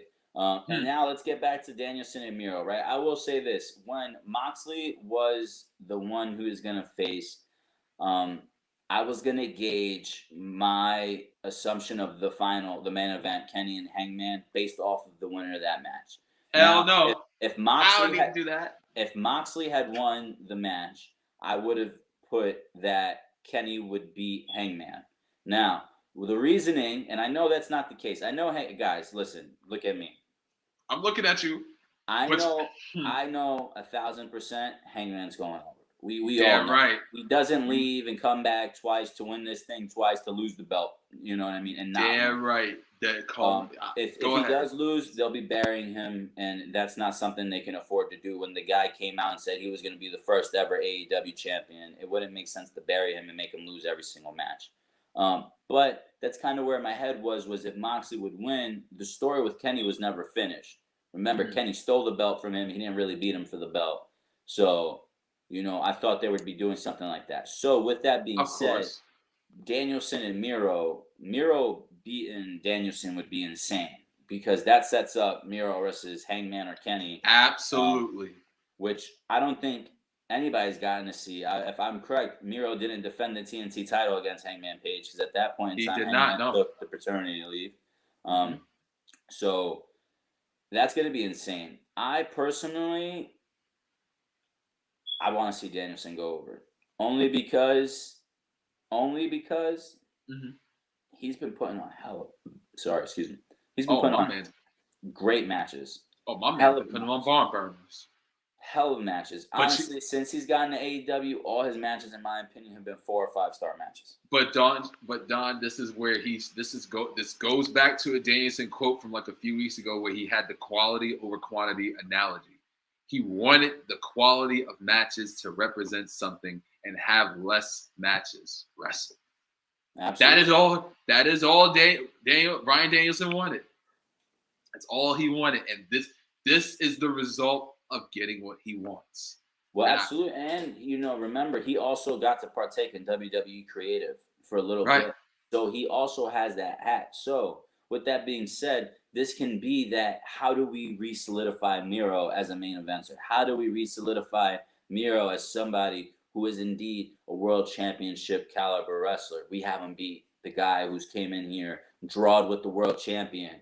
Not even the champion beat Danielson. Now, my question is, because I don't know if you saw what Miro said earlier. And Miro said he is going to bust this dude up. Do you have him dominate Bryan Danielson? If he does the squash and Danielson does the job, I would be taken back. I think it's a tough match, man. It's got to be. It must. Oh, absolutely. If it's not a tough match, now you're weakening whoever takes the squash. And you also got to think about Bryan Danielson. He's a thinking man's wrestler, bro. He is gonna break Miro down in ways I don't think I have seen Miro like really since the Kingston match been like take it to the limit. Well, besides that, I mean, we got to remember before, that there's a reason they changed the name of the Most Technical Wrestler of the Year award to the Bryan Danielson Award. You know what I mean? So I definitely think it gets technical. Miro gets the win. Oh yeah, Miro will get the win. I really like, regardless of who wins the world title later in the night, Miro is getting that win. Absolutely. Like the thought of it, the thought of Miro even challenging for the world title by the end of this year is intriguing. It definitely is. I don't see him winning the world title before the end of the year. Sure. I don't think he gets the title until the middle of next year. But he came up with some crazy analogy saying if he didn't win the world title this year, he would retire. Don't know. I don't think that's gonna be. Champion.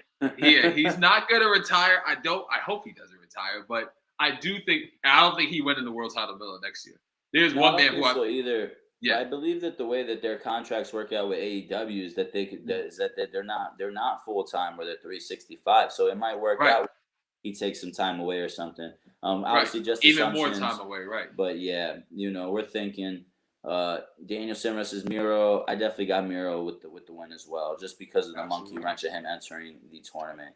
Up next, let's talk about Darby Allin and MJF a little bit more. We did speak about that. I mean, two of the four pillars going at it. Main eventers for the next first time ever. 5 years. First time ever too. So this will be a tall tale story. This is very huge. Darby Allin is a former TNT champion. MJF, 2-time Dynamite Diamond ring winner. Very few losses in general as a tag team or a single. Undefeated on Dynamite.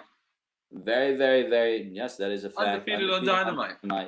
MJF is a beast, right? Understand this? You know what they're building up for.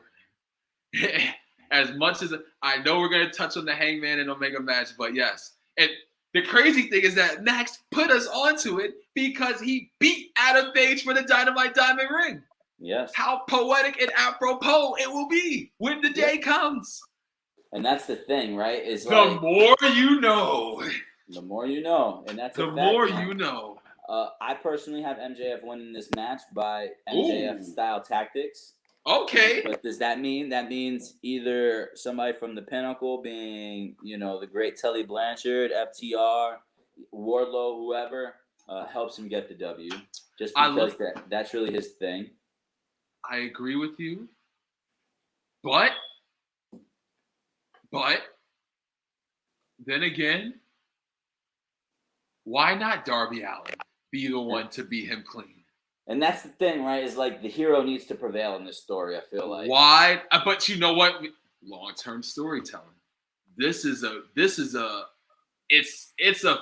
like a good 5 to 10 year version of long-term storytelling if you keep MJF that long. For sure, I think this feud can run another 9 months. Damn, another 9. I feel like after this, their paths will diverge.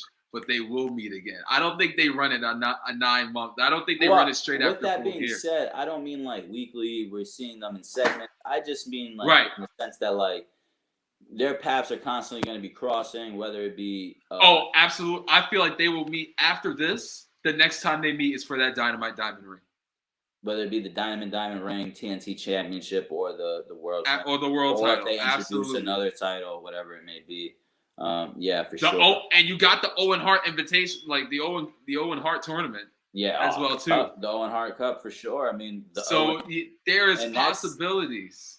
That's something that I was thinking about too. Is how it would be crazy if Kevin Steen comes back and wins the Owen. You know what I mean? Look, bro, and that is why I'm saying, like Sean, like. I go back to the releases when we were talking about the releases earlier. I'm like, dude, you have so much opportunity to bring guys in, and like the Owen is a perfect chance to do it. If you want to put half of your roster in that, as well as half people outside the Indies, dude, that is a making for a very huge tournament. 100%. Probably up there with the G1. Like, this will be America's version of the G1. I hope so. This will be the state's version of the G1. It should be the state's version of the G1. I hope so. And you know what? And not even to discredit AEW in this tournament because I don't want to compare. Like, this needs – because you know what WWE did well that they don't do well anymore was the Mae Young Classic, right? Right. and AEW showed sides of that with the women's tag team tournament that they had, where they had Wwe Releases and Diamante win. Their tournament structure, if they set it up in such a manner and have so many great wrestlers from the company and outside the company and stuff, I think the Owen could indeed be the hugest tournament in pro wrestling outside of the G1. Boy, for sure. boy. Like For that, sure, like sure. off rip, I really do feel like that will be a very, very, like when it comes out, and I can't wait for them to announce it. Yeah, My if they God. set it up like that, A block, B block, the same. My God, bro. My God. And then you have an A block winner, B block winner, and then you have a complete tournament winner. It would be insane. But you know how they set it up, we're gonna find out when We'll they see, announce it. But headed back to Full Gear, I got Darby beating MJF. I got Darby winning the match. I would feel love like Darby this to win, but for some reason my bone is telling me MJF. Oh yeah, I feel like MJ. Let me tell you something. I'll tell you this right now. This either way, MJF's path to the world title will start Saturday night. It starts regardless of what happens. I'm telling you right now. I feel like it has to, because I feel like he's had a path to the title since Chris Jericho was holding the belt. In 2022, MJF will be the world's heavyweight champion in AEW. I think he's the next one after Adam. Oh, absolutely. He is the. So. Understand, he is. It is signed, sealed, and delivered. He is the next one. Sure. This man is already on pace to be the most hated heel in pro wrestling. Can he surpass Roman Reigns with a title win? I definitely think he is the most hated heel in pro wrestling. I think. Oh, absolutely. I think he's hated way more. I think Roman's too beloved at this point. I think his heel run as champion will eclipse Roman Reigns. I'm so sincere. We'll see. Very sincere. For sure. I'm see what to see about it for sure. And I think this match will tell. But I got Darby. For some odd reason, I feel like Darby takes the win Saturday night. Christian Cage, Jurassic Express versus the Super Click. I mean, Super Click's winning this. This is. You know something? Damn, why? You know something, Don Sean? They have to drop the match to make the story make sense. The story, yes, the story has to make sense. But then again, how can you argue against Christian Cage and the Jurassic Express, who looks good as a trio? They look amazing as a trio. Honestly, Jungle Boy is looking phenomenal. But this is how you build up what literally. This night should be dedicated to the 4 pillars of AEW. For real. Is it not? Yes, it should be. But off rip, Jungle Boy should come out with this one, and he should pin Adam Cole. Call this blasphemous, call it what you will. He should pin Adam Cole. The Budge! All about the Budge, that's right. I do think all about the Budge. Say that if I'm being honest about my guess, and that was my guess, I got Jungle Boy pinning Adam Cole for the Jurassic Express win. I feel like they're gonna do some nonsense. Super Click will drop it, and this is false count anywhere as well too. So as you know, it's gonna go all over the damn place. It's gonna be all over the Target Center and beyond. I really think, in the circumstances of the matches, Jungle Boy should pin Adam Cole. I really just feel like that. That is funny. All right, guys, I'm actually going to take a quick pause. My bro, St. Polo, is going to keep going with the Full Gear preview for you guys. Actually, unfortunately, I didn't realize the time. I have to clean out my scarf from my wrist. I'll be a few minutes. I'm going to pull myself off the screen. I'm going to let my bro, St. Polo, here give it to you guys. I'll be right back. This portion of Talking Elite has been brought to you by IcoPro. But yeah, no, guys. Full Gear is it's just such a stacked card. Just such a stacked card coming up Saturday night. And then on top of all the things that are going on, you got, I don't want to get into the CM Punk versus Eddie Kingston match that's coming up, but my goodness, Don, Sean, and we're going to get into that in a little bit. But heading on the topic of Christian Cage and the Jurassic Express, Jungle Boy has been on a special run. Him getting that world title match against Kenny Omega earlier this year, I believe it was in June, on that Saturday Night Dynamite, and just showing what he can do in that ring. It just propels him to much heights. And then the match he had against Adam Cole off rip. So when you look at this match, I think this is made up for Jungle Boy, and I go back to my statement saying this is made up for the 4 pillars of AEW coming up. So we have a stacked card Saturday night. Don Sean, I know, is doing his thing, but we can also take a brief intermission. I will be back in just a few seconds. Stay tuned. We're Talking Elite coming at you.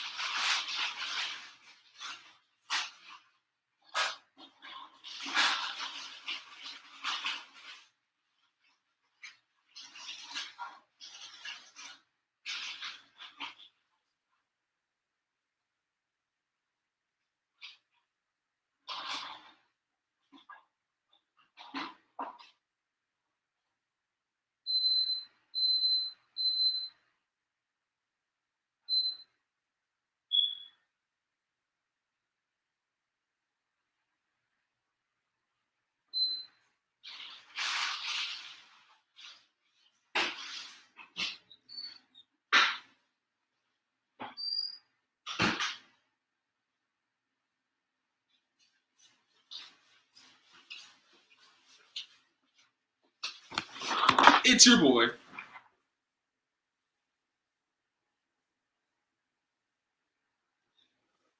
Welcome back, boys and girls, brothers and sisters. Your boy, brother St. Polo. Don Sean currently is stepped out for a few minutes, but I will be your guide for the next few minutes. We are still in the midst of talking Saturday nights Full Gear live on pay-per-view or Fight TV or wherever you get your pay-per-view subscriber at.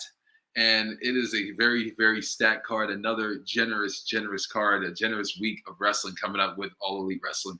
My God, we got Dynamite tomorrow night. Apparently, there is also a match between Bryan Danielson. Before he gets to Miro, he is facing Rocky Romero tomorrow night on Dynamite. And for those who don't know about Rocky Romero, he is the liaison for New Japan wrestlers. So for New Japan wrestlers, Ichi, I believe, and then one Okada. I think it's just Don Sean will be back in just a few minutes, boys and girls. That was just him not too long ago. But we are talking tomorrow night's Dynamite. It is live before they got one more pit stop before they get to Minneapolis for Friday's Rampage and then Saturday night's Full Gear live. Thank you guys for joining us so much. This is Talking Elite, the very first episode, our first launch live. We are doing this live. We're streaming right now on Facebook. And then possibly later this week, going up on Apple Podcasts and Spotify. So hit that like button, hit that subscribe button if you are on YouTube. Make sure you follow us at the Talking Elite Show on Instagram, the Talking Elite on Twitter, and also on Facebook.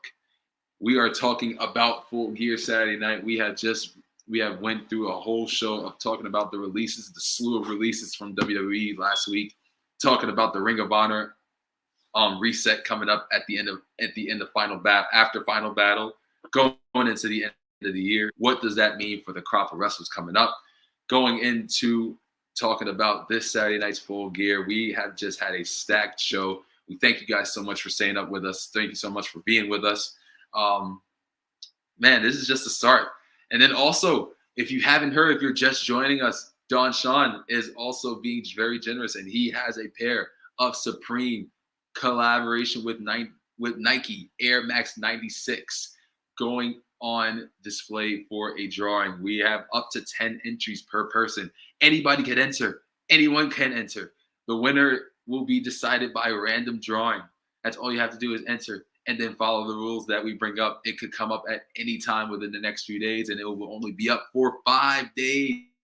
That's 5 days, brothers and sisters. So just get yourself in that motion. Christmas is coming. Check out for one. Look out for the one you love. Hell, I know I'm going to enter that thing. So Don Sean will give all the information, and we will be able to pass it on to you guys from the penthouse as we hear about it. But yes, as Don Sean returns, gets ready to make his way back in a little bit, we are discussing Saturday night's AEW Full Gear live on pay-per-view. We have already just broke down the Inner Circle versus America Top Team, Bryan Danielson versus Miro, Christian Cage and Jurassic Express versus Super Click, Adam Cole and the Young Bucks. And then 2 of AEW's 4 pillars going at it, Darby Allin and MJF. And just a very intriguing matchup. CM Punk versus Eddie Kingston. We will dive in more into that today. We will dive more into that in just a little bit. But earlier today, Eddie Kingston's article on the in the Players Tribune, something very special. If you have not given that a read, please take the time and give that a read. I know you see me because the match card is still in the way, but still, this is for those watching on like YouTube or Facebook and Twitter or whatnot. But still, give the match a like. Give the read a like on the Players Tribune. A powerful read, a very raw and gritty. If you know who Eddie Kingston is, if you've seen him wrestle, what he is outside the ring is basically what he put into this article. What he is inside the ring is what he put into this article. Just passion and raw, and you feel it from the heart. Just give it a read when you get a chance. A nice 5 to 7 minutes of your time. But definitely him going into a big match against CM Punk this weekend really strengthen up the ability to know that Eddie Kingston has the potentials of being a big star in this company, in AEW, and dare I say, could hold the AEW World Championship sooner rather than later. And I'm banking within the next 18 months. I do think within the next 18 months, Eddie Kingston will be AEW World Champion, believe it or not. But yes, like I said, waiting on Don Sean to return. We are talking about AEW Full Gear Saturday night. This is the official first episode of Talking Elite, sponsored by IcoPro. IcoPro, train all your World Wrestling Federation superstars, even though I have no credit to the World Wrestling Federation. And so this is hopefully going to be added out. But still, either way, we're doing our thing. We're having fun. We're definitely headed into the tail end of the show. Thank you so much, guys, for sticking with us. Thank you guys for sticking with us for 5 prelude episodes. This is just the start. We've only just begun in the penthouse, my man. We've only just begun in the penthouse, and we're just getting better.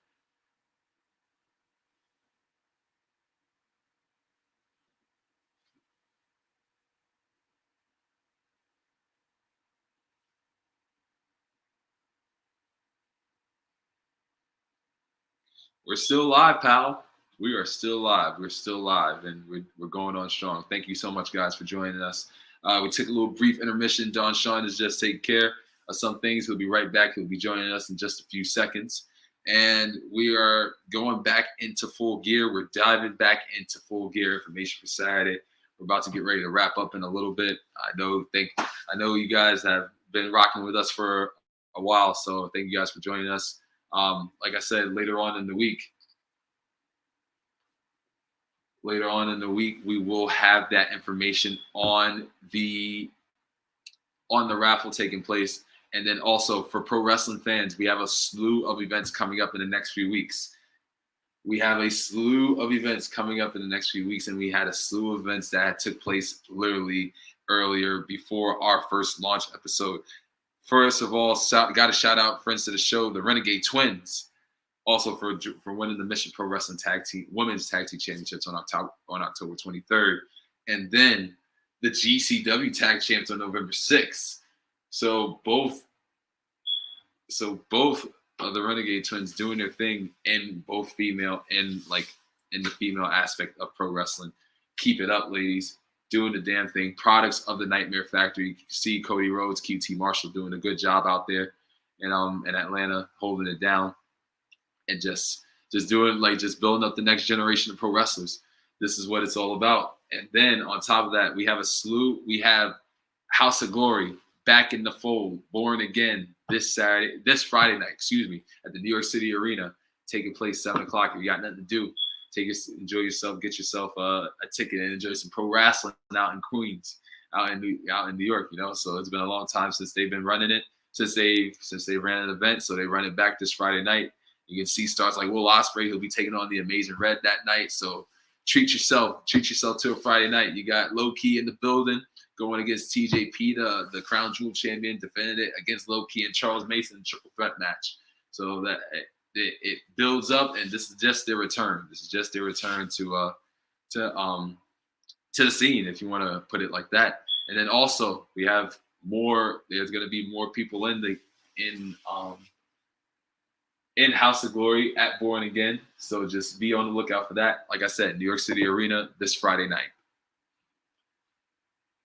So much to look at, so much to talk about, only so much to dive into. Guys, this is just the beginning. This is only the first episode, like I said.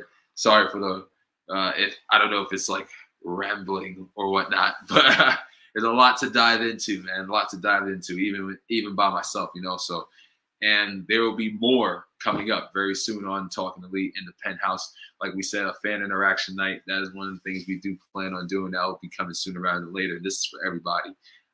Like I said, the Penthouse is for everybody.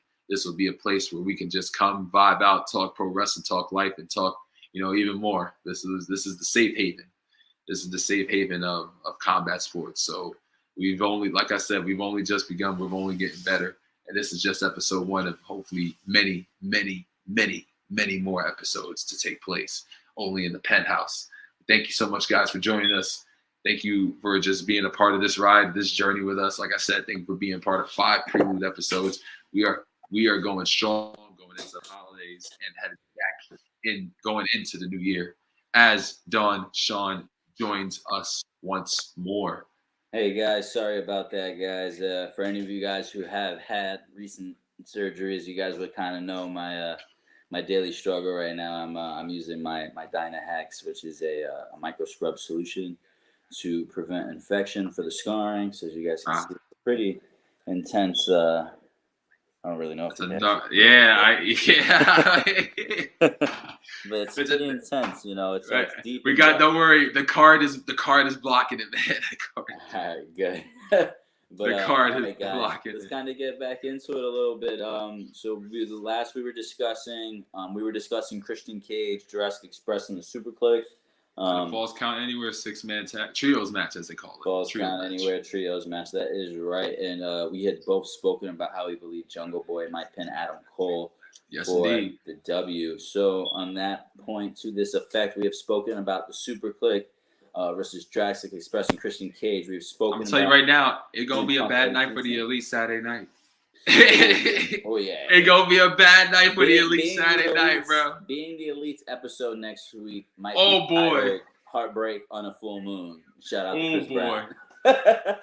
Understand, it's gonna be some Purple Rain taking place. That's it. And hey, whoever does being the Elite, Bucks, Cutler, I gave y'all a tagline for y'all next episode. Purple Rain.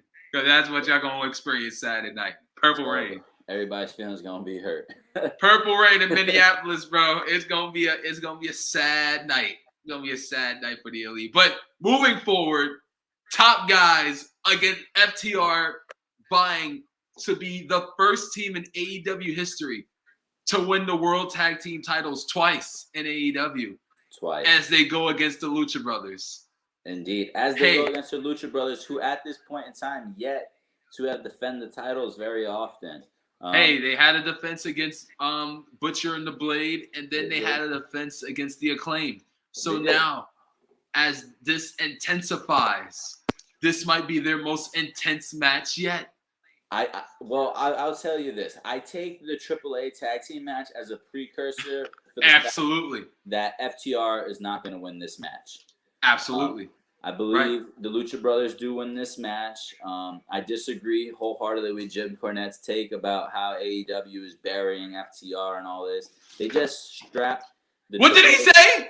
He said that he believes the Young Bucks are taking their jealousy for FTR to a new level and burying them and hurting their career right now in AEW.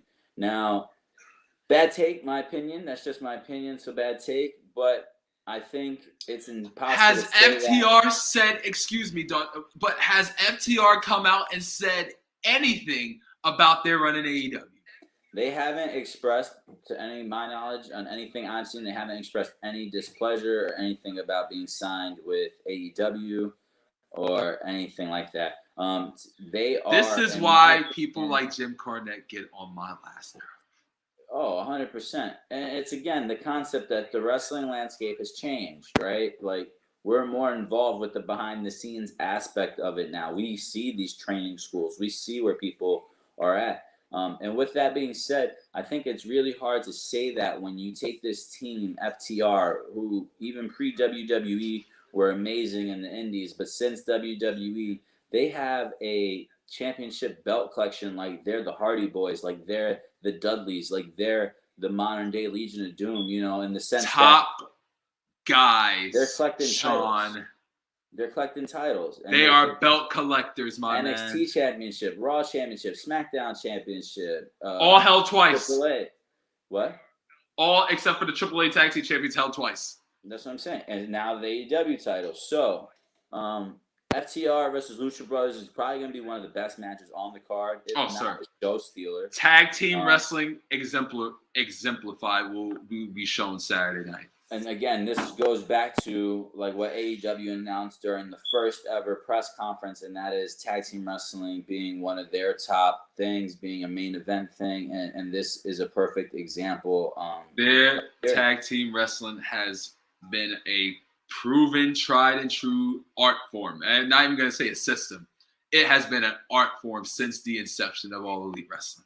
100,000. And you adding FTR to that picture, along with the Lucha Brothers and the Young Bucks. And then you got teams like Jurassic Express and the Acclaimed. And you got the Varsity Blondes. And then you still got teams coming out the woodwork.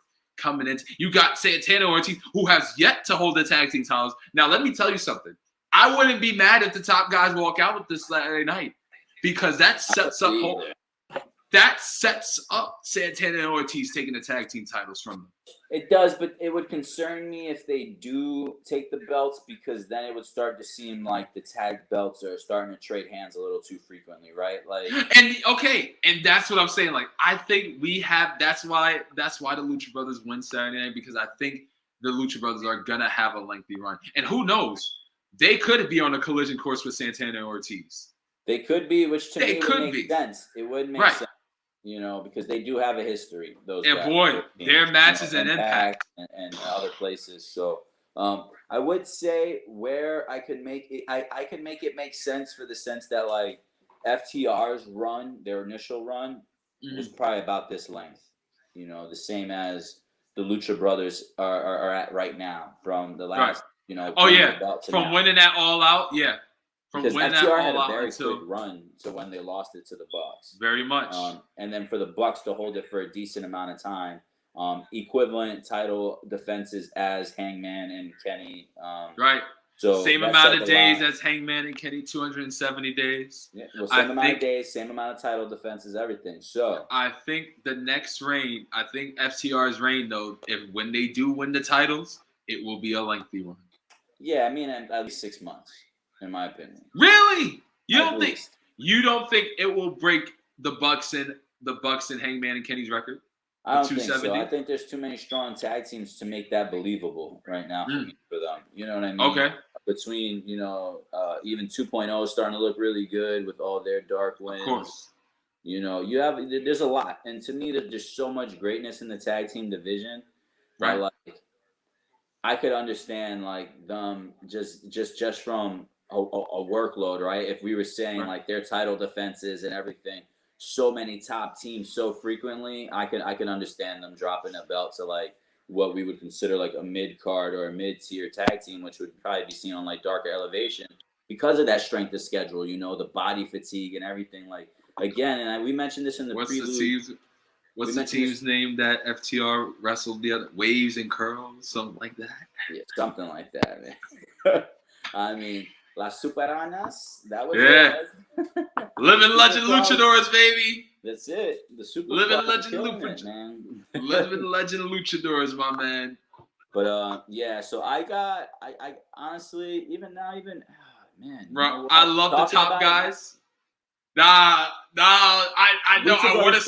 I still think I got the Lucha Brothers, but let me tell you something. I would not be mad if FTR does win. No, I wouldn't be. I will not be mad if FTR wins. But I love what they're doing right now with FTR defending the AAA tag team titles on AEW TV. All right. So I would love to see Lucha Brothers holding on to the AEW tag belts, and then FTR holding on to the AAA belts. I feel like it will come to a winner-take-all scenario. Exactly, which is what I was about to get to. At the next pay-per-view, I would love to see a winner-take-all. Do you think that goes into do you think that because after Full Gear, you're going to Revolution. You have it. You could leave it for a special, like a TV special. No, I would leave it for Revolution. I think it would make sense at Revolution. I say that too because there's a tag team in the world right now. They are the current NWA tag team champions as well as the Crash Lucha Libre tag team champions. They just won those belts. They are called La Revolucion. It's Mecha Wolf and I forget his tag team partner's name. Forgive me, guys, because I am mentioning them. But their tag team name is La Revolucion. They just won the Crash Lucha Libre belts, and they are the current NWA tag team champions. I would love to see them versus the Lucha Brothers. And it doesn't even need to be a belt for belt, but just to have it, just to go at it. How Thunder Rosa did with Sheeta at the time, the NWA versus the AEW. I would love to see that kind of because their styles are lucha styles, and obviously that really, really benefits the Lucha Brothers rather than FTR. I'm not saying FTR can't work a lucha match, but obviously, as you can see, it's a little tougher for them to keep up with that pace and that speed. In just regards to complete movesets, I'm not saying it's hard for them to wrestle at all. I mean, their matches are still phenomenal. They're still doing some of the best technical work, Heart Foundation style work that there could be. So I'm very popular. I'm very big on them as well. But I would love they're a tag team I've been following very heavily this month. That's why I'm kind of like ashamed of myself that I forgot Mecha Wolf's partner's name. But Jesus, man, these guys are hammers. They're just taking it to the extreme. Really, just out there beating up on guys. Their lucha style and their hard nose style is a combination of FTR and Lucha Brothers to me, which is what I was saying. Like, whoever wins this match, I would just love to see them wrestle them at some point in life with the Forbidden Door if it stayed open or what the case may be. The Forbidden Door, I feel like will stay open for a bit because we haven't seen the Good Brothers in a while. So I do think that Impact relationship is indeed it's kind of severed. Yeah, it's probably severed. But you know what? I feel like it will come back to it. Everything finds its way back, Sure. So I feel like Impact had to do their thing with Bound for Glory and everything that was taking place and what they got going on right now, and they got a hell of a gig going on. I feel like the thing is they have so much talent now at this point too that like you kind of don't need the star power and the back of AEW to kind of help hold you throughout this time, And I think that's what AEW did to like even get Impact back on the map. Is that period with Kenny holding the title, it allowed them to like gain their footing again. And literally this introduced the Bullet Club. This introduced New Japan coming into the fold. This introduced, guys like Hikuleo and then Chris Bay even joining eventually.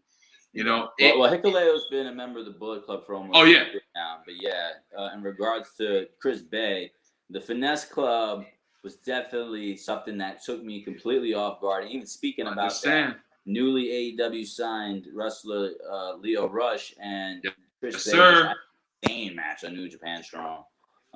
So yeah, that's just another thing as well. Man, the Forbidden Door is a beautiful thing. Let's not get too distracted. What are we talking about next? I mean, Jesus, there's only 2 matches left to talk about.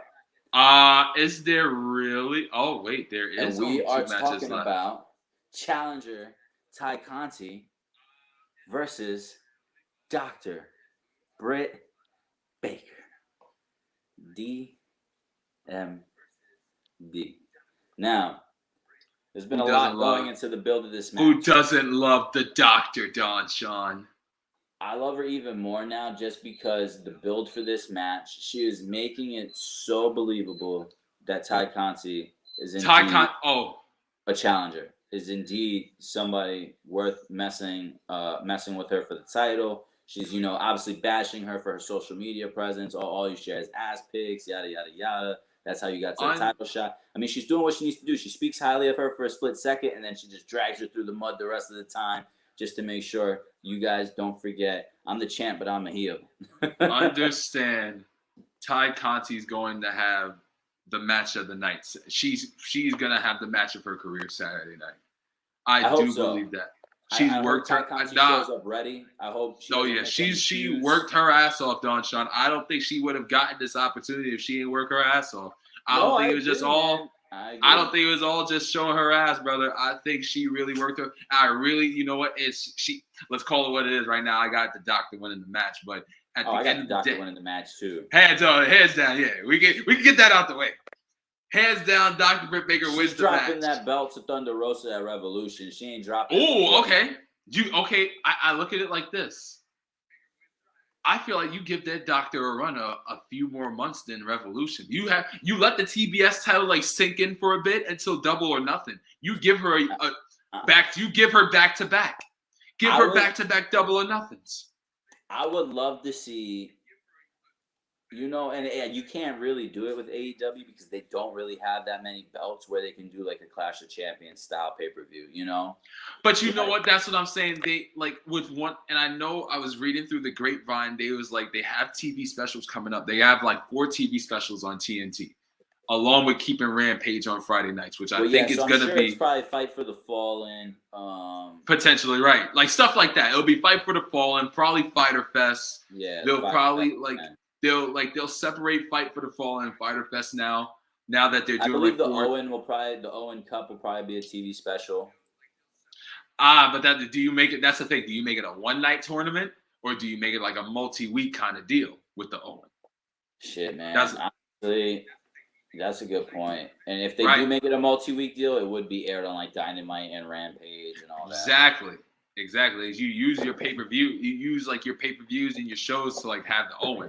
Because that off rip, you have a string of matches just taking place solely off the basis of that tournament. And I think that's the method they might have going with that tournament.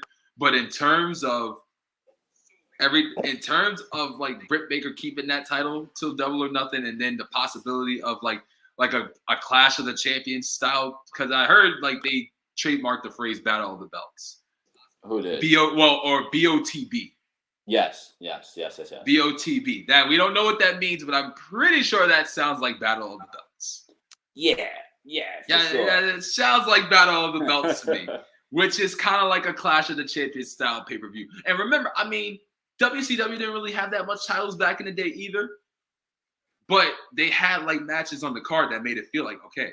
Right, but it's kind of the same with Spring Stampede and stuff like that, where only really 2 belts were defended.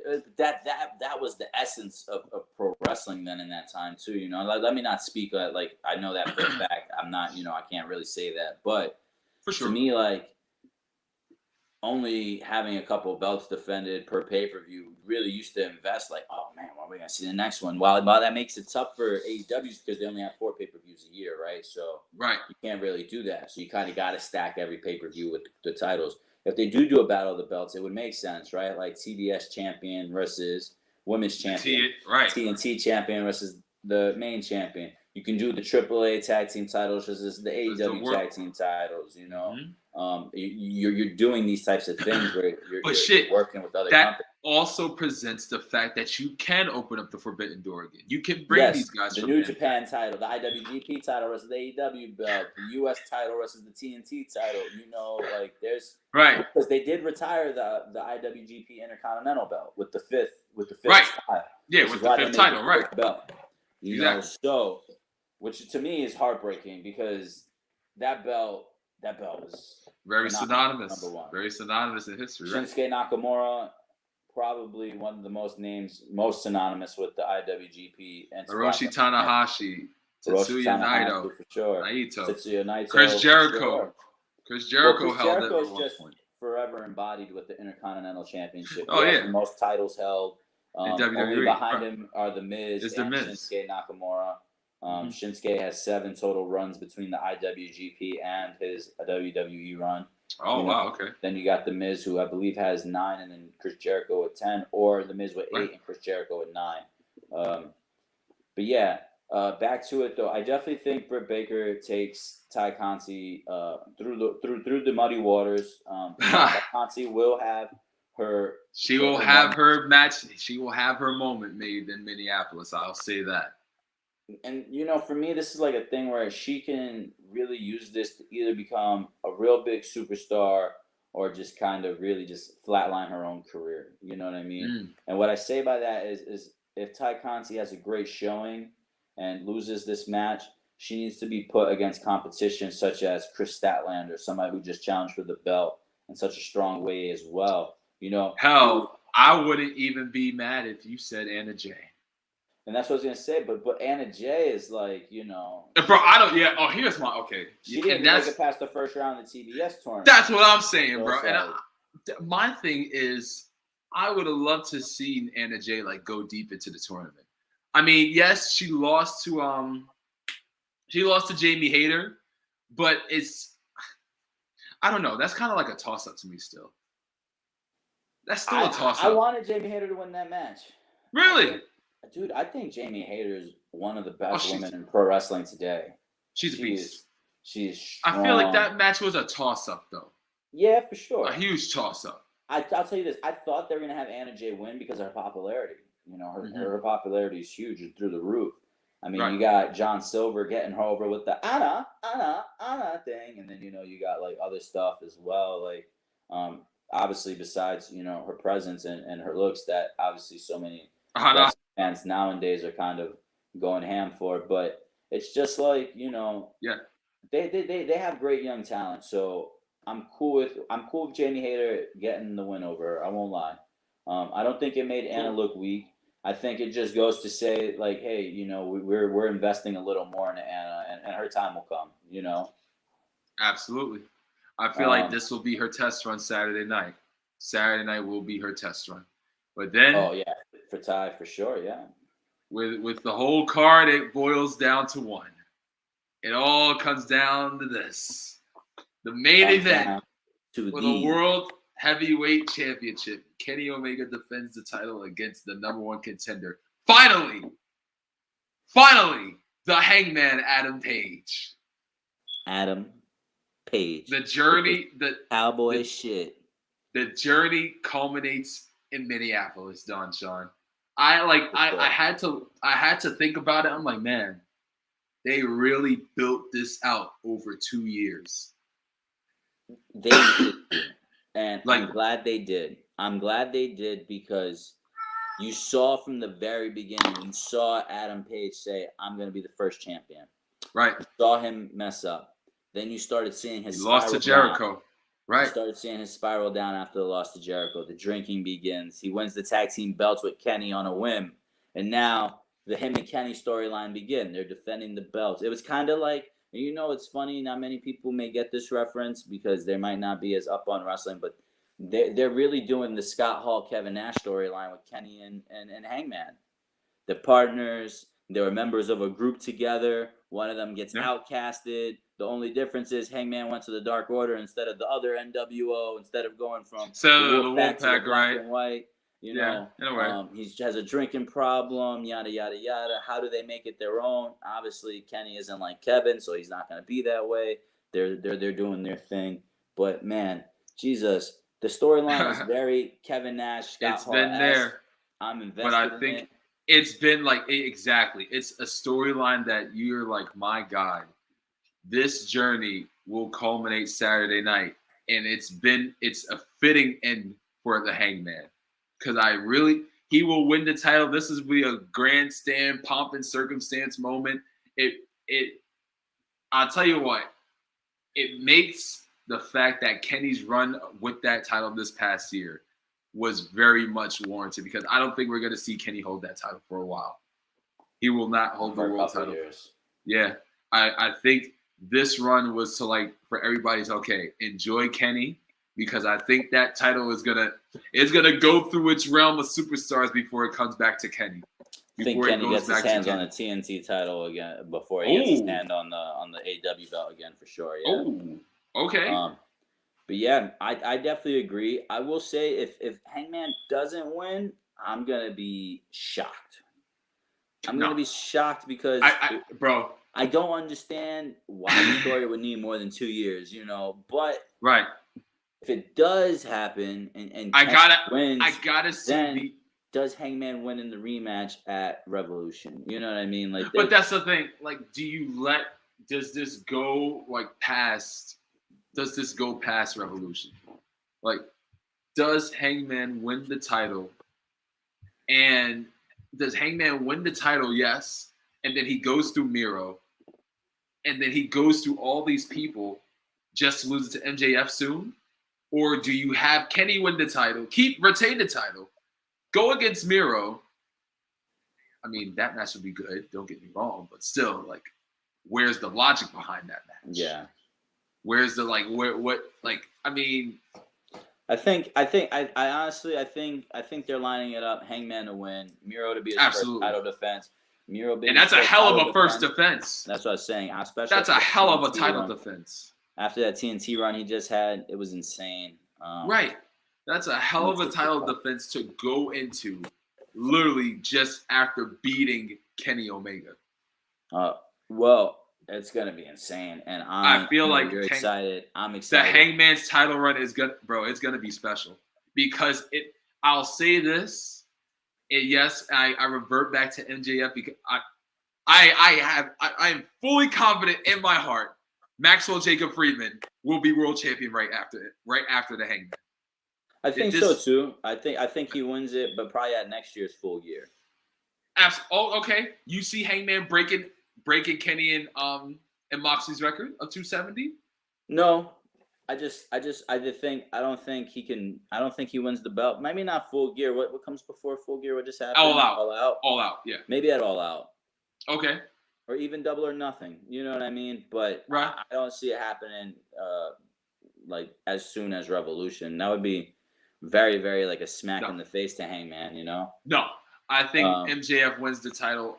It'll definitely either be at All Out or Hangman goes back-to-back Full Gears. Yeah, or we can be shocked, man. And next thing you know, it's the American Dragon, Bryan Danielson. That's actually the person that to defend the belt with. You never know, man. Boy, obviously, guys, I don't know yet. I think our guesses. Yeah, I think Danielson's run to the title will be it will be very different. I will say that. It will be not like most runs to the title that we've seen. It will be, for sure. Very different. I definitely think he's trying to do something pure style, more so in that sense, like we were mentioning before, just where he's just trying to just have barn burners, the very best matches with everybody he possibly can. I would love to see him versus Danny Garcia at some point soon. I think that would be a great match. It will happen. Danny Garcia is signed with All Elite officially, so he is officially All Elite. Leaps and bounds, my man Daniel Garcia is. Leaps and bounds, my man. At only 22. Yeah, he's only 22 years of age. He is indeed a hammer. Did you, by chance, mention what I had texted you? I did mention the Renegade Twins capturing the Mission Pro Wrestling and the GCW Women's Tag Team titles, respectively. The CCW, yes. Oh, CC! Oh my gosh, yes. CCW. So just quick shout out to the Renegade Twins, Charlotte and Robin Renegade. They are the first ever in both all-female promotion wrestling, Mission Pro Wrestling, which is a Thunder Rosa company, and then CCW as well. They just won both tag team titles. They are the champs for women's wrestling tag team champions right now. Will they get a third belt? Only makes sense. Time will tell. Shoulders, you got to have one around the waist. So shout out to them. There's somebody that I've been following pretty heavily now for the last few months, especially with me getting back on Instagram with the podcast page and stuff. I definitely believe that Instagram is huge for indie wrestlers because, even pre me deleting my Instagram in 2019, I was following Indy Hartwell and a bunch of other wrestlers long before they even made it to NXT and other places. So it's good to see just kind of the benefit that social media platform has for these smaller, such a benefit. lesser known wrestlers. They are products of the Nightmare Factory. You have seen them on Road to the Top in small segments and small clips and on other promotions. So, shout out to the Renegade Twins. I do believe we will be seeing them make their television debut sometime soon, whether it be Dark Elevation, or whatnot. Most likely. But yeah, they Dark Elevation, definitely. Continuing forward, guys, we wanted to speak about Wyndham. We mentioned him earlier.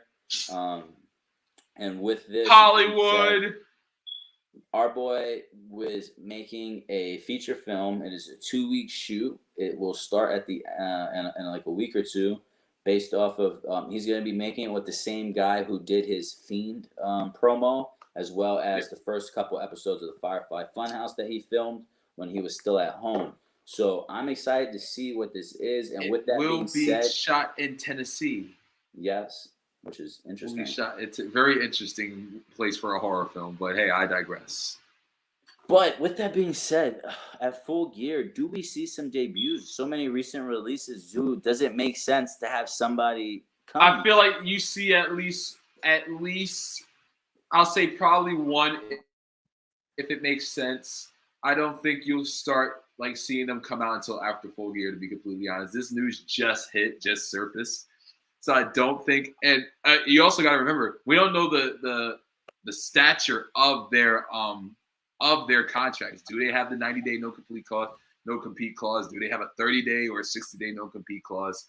There's a lot that hasn't been said. We don't even know Keith Lee's future. We don't even know what the future holds for Keith Lee. He could be in Minneapolis for all we know Saturday night. He very well could be in Minneapolis for all we know. I definitely think Tony Nese, Adam Cole, I think something sparks at Full Gear between those two. For sure. 100%. That is my guess. Tony Nese, Adam Cole get into some beef at Full Gear, because a couple weeks ago he was there spotted at Dynamite, and the only time he stood up during the entire show is when Adam Cole got close to him. He folded his arms and he stared at him. To me, that was foreshadowing in its fullest. Tony Nese versus Adam Cole coming soon. Definitely, for sure. I like that. Also, rumors of a Kyle O'Reilly's contract ending now. Yes, they sir. already got Bobby Fish. Yes, indeed. They already got Adam Cole. If they get 3 out of the 4 of the Undisputed Era, that would be insane. I did mention also tomorrow night on Dynamite, Bryan Danielson takes on Rocky Romero. Dude, and what a match that's gonna be. On top of all of that, Don Sean, you might know this more than me, but did you know that Rocky Romero is a liaison for New Japan? Yes. No, yes. Yes, and he is a liaison for Ichi and Okada. So,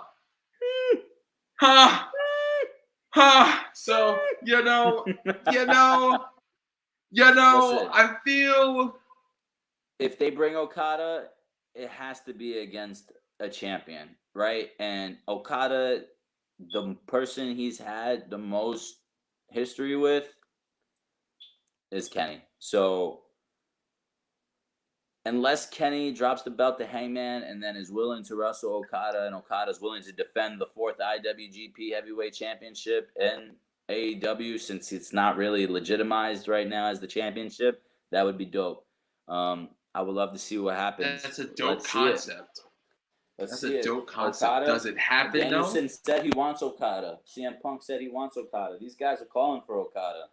But where do you have it take place at? Do you have it take place in Okada's background? He's in North America right now for the Battle in the Valley with against Buddy Matthews. So it wouldn't make sense if he does take some time to appear, whether it be an Impact, you could do a tour like Minoru Suzuki just did, and that was a hell of a tour that gentleman had. 19 wins, 3 losses on that tour. And that was a hell of a tour Minoru Suzuki went on.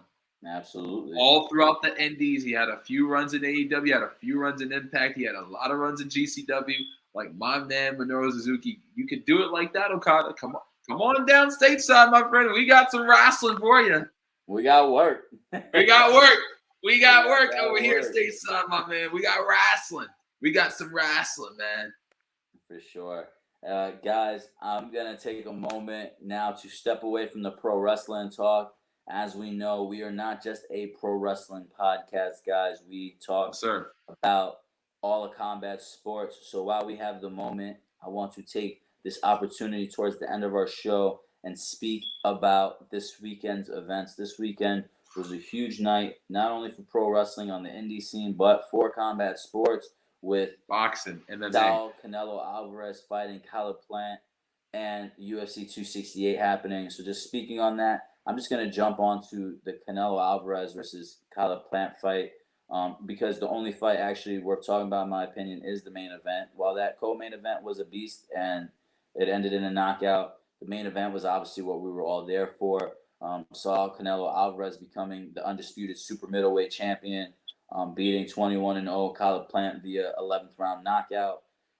In my personal opinion, that boxing match was intense. It was insane. It was a wild chess match between the first 9 rounds. I definitely gave Caleb Plant at least 3 to 4 rounds, somewhere in that mix of the up until the 9th round. Yeah, for sure. Only because I felt like his strikes were coming at the perfect time. You know, he was stopping Canelo before Canelo can get his momentum started. Whenever Canelo was getting ready to throw his combos, he was landing his shots first and then evading. It kind of really made me a believer in Caleb Plant that he could win the fight. Dude, hey, I told my boys, I was like, there is a possibility that Plant could win this fight. Well, like my brother, shout out to Big Lou Dog. What up? You know, he was he thought Caleb Plant could win the fight. He's a huge boxing aficionado. Guys, I will be 100% completely honest. While I do enjoy boxing to the fullest, and I am not an expert in the craft, I'm not an expert in it. My brother, way more knowledge, way more in depth. He could tell you about who fought who, when, where, and where, the entire history of the WBC, WBO, IBF, all of that. That's not me. That's not me. Right. I can do that for mixed martial arts and wrestling. I cannot do that for boxing. But in the sense of the fight, I thought it was an amazing fight. You know, Canelo really turned it up round 9 and just started working his combinations. I don't know. Unfortunately, because of this, I have to convert some of my video files to MP4s to show you guys here. So I'll hope to have that stuff ready for the next few episodes.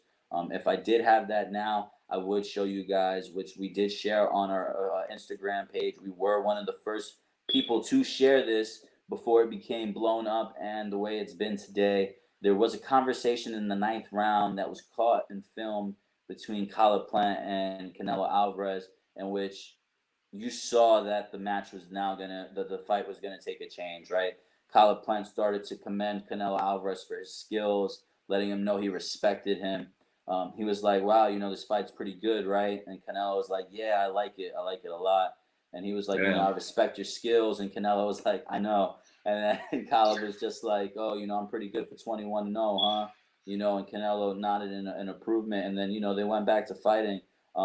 Guys, just coming from a guy who loves combat sports, a moment like that to me really stuck out. Stand still, man. It shows that you know they're not just fighters, but they're also the warriors. And you know, I'm huge on martial arts and the respect and discipline it hones and it commands. So to me, those two are a class act for that. Like I said, Canelo won via 11th round knockout, and you know at that point, the fight was what it was. Canelo still pound #1 in the world, undisputed super middleweight champion. I don't know if you guys saw that photo he took with Teofimo. Those guys got all the belts, man. All the belts. My man has every belt in the middleweight category. 6th person to do it, to have all the titles, and he did it in the shortest span in less than a year. And the first Mexican-born boxer to do so is Saul Canelo Alvarez. And that's after he shot up a bunch of weight classes so he can go ahead and pursue that. Yes, sir. So, and you think about all the lineage and all the great Mexican boxers that have come and gone, and Canelo is the first to do it in the middleweight class. Props to the man himself for getting the job done.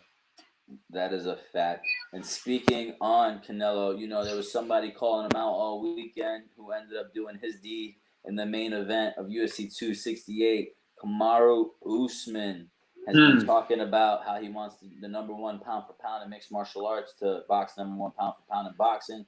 I will say this. Kamaru, I like you. You are not the number one pound for pound mixed martial artist in the world right now, brother. You are not. I get what they're saying. Don Sean, I must ask you, as the MMA aficionado, sir, who do you see has the number one pound for pound title in mixed martial arts? Mixed martial arts. Yes, sir. I cannot actively say there is a number one pound for pound in mixed martial arts. Ooh, okay. I cannot actively say that. But you cannot agree with Kamaru Usman being. I cannot agree that Kamaru Usman is no. Okay. Look, man. Is he a great talent? Yes. Is he a once in a generation talent? Yes. Do I agree with the fact that he is the best welterweight of all time? No, I do still think he has a little more work to do to catch GSP. You know, only for the sense that yes, while Kamaru is indeed he has 2 wins over Masvidal, 2 wins over Covington. Now he has a win over Gilbert Burns. He does have a win over Leon Edwards, who is, to many who should be challenging for the title next.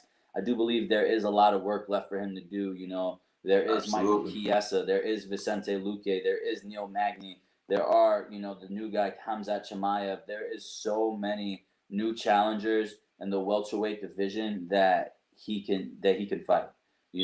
This is something me and my brother spoke about. He was like, "Well, there's not really many left for him to do." Oh, the list sounds like it's long.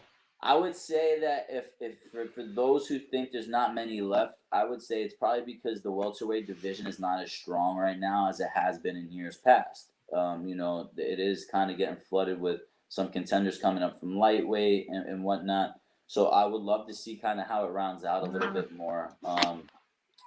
Something as well that kind of struck me before we continue talking about the UFC 268 card, something that was brought up to Michael Chandler this week by John Morgan, I believe, was how AJ McKee, who is now the current featherweight Bellator champion, is talking about his interest in joining the UFC because he believes the number one 145 pounder in the world, and he wants to beat Volkanovski so he can hold that that rank. I would say let's figure out how to get AJ McKee in the UFC because I would have to agree with him. I do believe AJ McKee is better than Alexander Volkanovski. I don't know if he's better than what? Holloway. Yeah, 100%. I think AJ McKee is what? Yeah, man, for sure. Volkanovski's nice, man, and he's good. I don't think he beat Max Holloway in that rematch. Obviously, the judges gave it to him. I think there's still a lot of unfinished business there. Max Holloway was, though, quoted on Ariel Helwani's show talking about how the UFC has offered him other more interesting fights, including Charles Oliveira, who is the current lightweight champion. Yes. Because Max does have a win over him. Oliveira has a battle against Mr. Dustin Poirier coming up. McGregor spoke about fighting Max again. And Max has always been on the short list for that rematch. He obviously wants to run that back because that was his last loss before his legendary run to the title, and whatnot. So there's a lot that's happening in the mixed martial arts world. In general, pound for pound, like who's the GOAT, greatest of all time, I still give it to John Jones. What the guy did outside of his, and the guys I'm talking about. I'm not talking about personal life. Personal life, is he the pound for pound number one guy in the world? No, man. Personal life is probably the worst. But when it comes to this fighting, when it comes to the grappling, the MMA, he's the man at the position. The man. And whether the UFC sticks with him or not, wherever he goes, he's gonna make money. He's gonna put on fights, and I agree with what. Well, I really do feel like he hasn't gained that heavyweight weight for a reason. He is. But dude, dude's 260 right now. It's crazy. He's planning to step in as a heavyweight, and it will be sooner rather than later. 2022, that's coming up, so we could see. It will be sooner rather than later, or March. But yeah, guys. So let's get into this UFC 268 recap. I'm gonna spare us some of this stuff, man. I'm only gonna talk about one of the preliminary fights, and then we're gonna just kind of jump right into the main card. For the preliminary fight, we're gonna talk about Alex Pereira versus what is his name? Malashka. I'm sorry, man. I'm going to bash your name. I'm going to butcher it all around. I got to work on my Russian pronunciation. But yeah, Alex Pereira, former Glory light heavyweight and middleweight kickboxing champion. He does hold 2 wins over current UFC middleweight champion Israel Adesanya. With that being said, man, he had a tough first round in this fight. He did have showed some great grappling skill. But much like Claressa Shields did in the PFL final card, his clinch work, he needs to work on getting his back off the cage and taking more dominant position. I'm noticing, and I'm saying that because on judges' scorecards, they're using this allotted time that builds up of cage control from the clinch when people are just kind of just underhooking you and keeping your body against the cage and doing not much. So for these guys who are like, allowing themselves to be controlled there, I would definitely say, pummel that underhook, man, and get your back off the cage. Get into that dominant position or into a more neutral position where these people aren't getting control time over you that they don't deserve, because when at the end of a fight, somebody's stats say 12 minutes and 13 seconds of control time and you've been beating them up with your back against the cage, you still give up control time, Alex Pereira won by second round knockout, flying jumping knee to the face. I mean, devastating knockout. If you guys watch any of his glory fights, the dude has bricks for hands.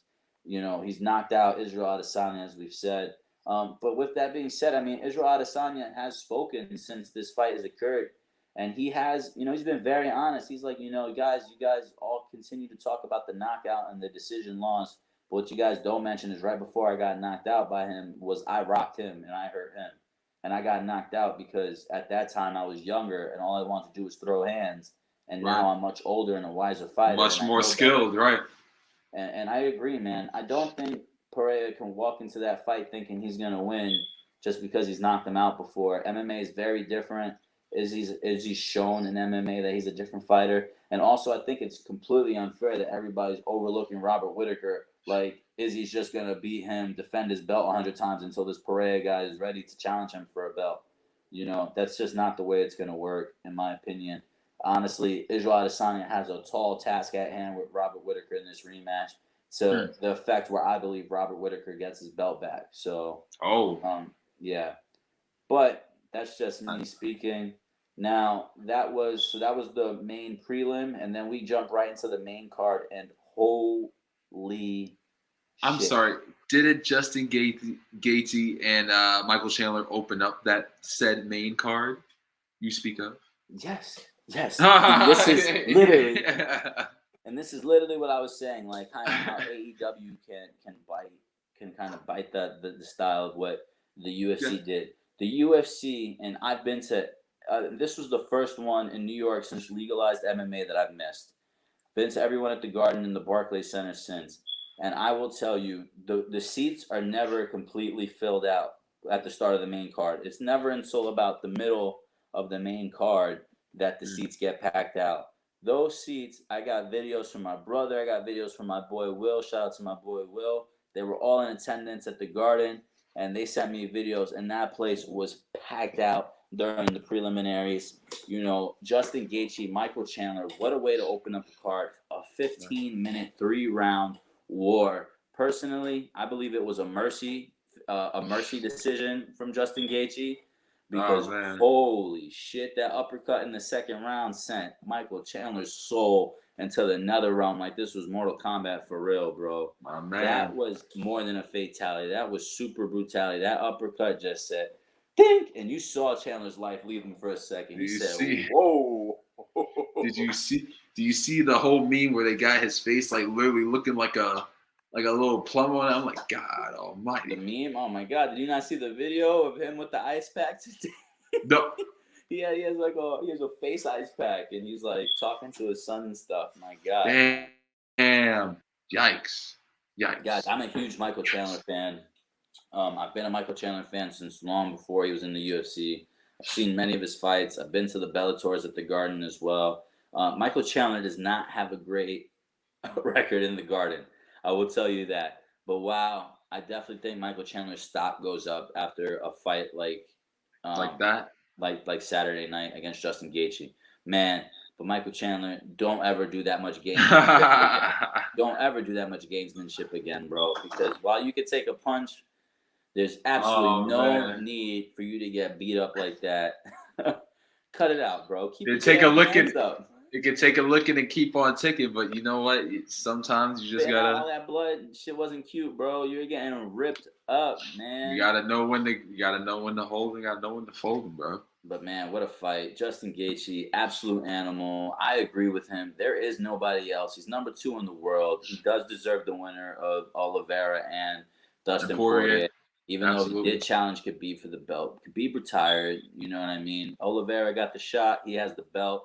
I love that they're starting to put more respect on Oliveira's name. You know, Justin Gaethje earlier in the year dismissed him as the champion. This week, when he was talking about him, he then spoke about a dangerous game that Oliveira brings to the cage and the octagon, and how he's excited for that challenge, and how he don't care if it's Oliveira in Brazil or Poirier in Louisiana. He just wants one of them, and he wants that belt.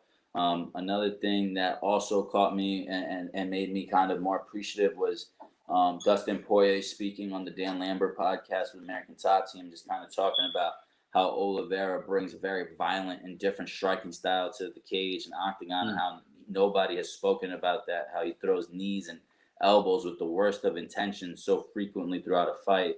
So I love that they're starting to put some more respect on Oliveira's name, like, cause yeah, he does have a bunch of losses, but man, the dude's a savage. He's always fighting on his back. He's always fighting on his feet. So to hear Justin Gaethje and Dustin Poirier, 2 of the top and most violent fighters in the world right now, I mean, just commend the guy that way.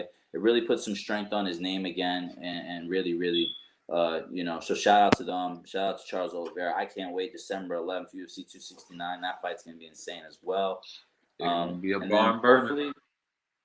hopefully after that point we kind of understand what's happening with the lightweight title picture. You know, you have Islam Makhachev, who has made a run. You have Beneil Dariush, who's made a run and is talked about being the backup for that fight anyway as well. So it's going to be insane, and we'll see. We'll see what occurs. You know, Charles Oliveira has had weight issues in the past, so if he does miss weight and he gets stripped of the title, and then all of a sudden it's Dustin Poirier versus Beneil Dariush for an interim belt, it's going to be kind of wild. So we'll see what occurs, guys. But yeah, that's the lightweight picture after this weekend's UFC 268. Justin Gaethje gets the unanimous decision win over Michael Chandler.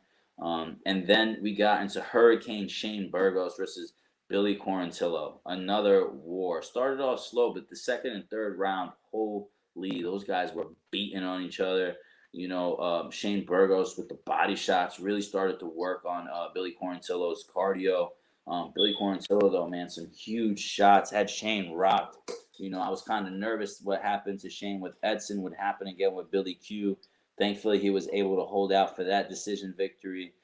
Shane Burgos always coming up big in the Garden, man. He's always it's like every time he's in the Garden, he starts off losing the fight and then he just comes back to win somehow. So shout out to him. Another war, crazy fight. And then we kind of got into something that was very emotional for me in the sense of Frankie Edgar versus Marlon Chito Vera for the bantamweight, a bantamweight contender fight. Number 13 Chito Vera versus fighting number 8 Frankie Edgar. Frankie Edgar is a former UFC lightweight champion at a time where he fought at his natural weight, didn't cut any weight. Over the years he's dropped down to featherweight and now to bantamweight. He has been knocked out in his last few fights, and this fight was no different. I mean, he was winning the first 2 rounds, takedown, ground control, ground and pound. But Chito Vera, man, he hit him with the Anderson Spider Silva face rearrange your life kick, man. It was really shades of Silva versus Belfort all over again. Frankie has challenged the stoppage. He's been very vocal in how he thinks it's a bad stoppage. Respectfully, Frankie, and I know you know me personally, so I will say this.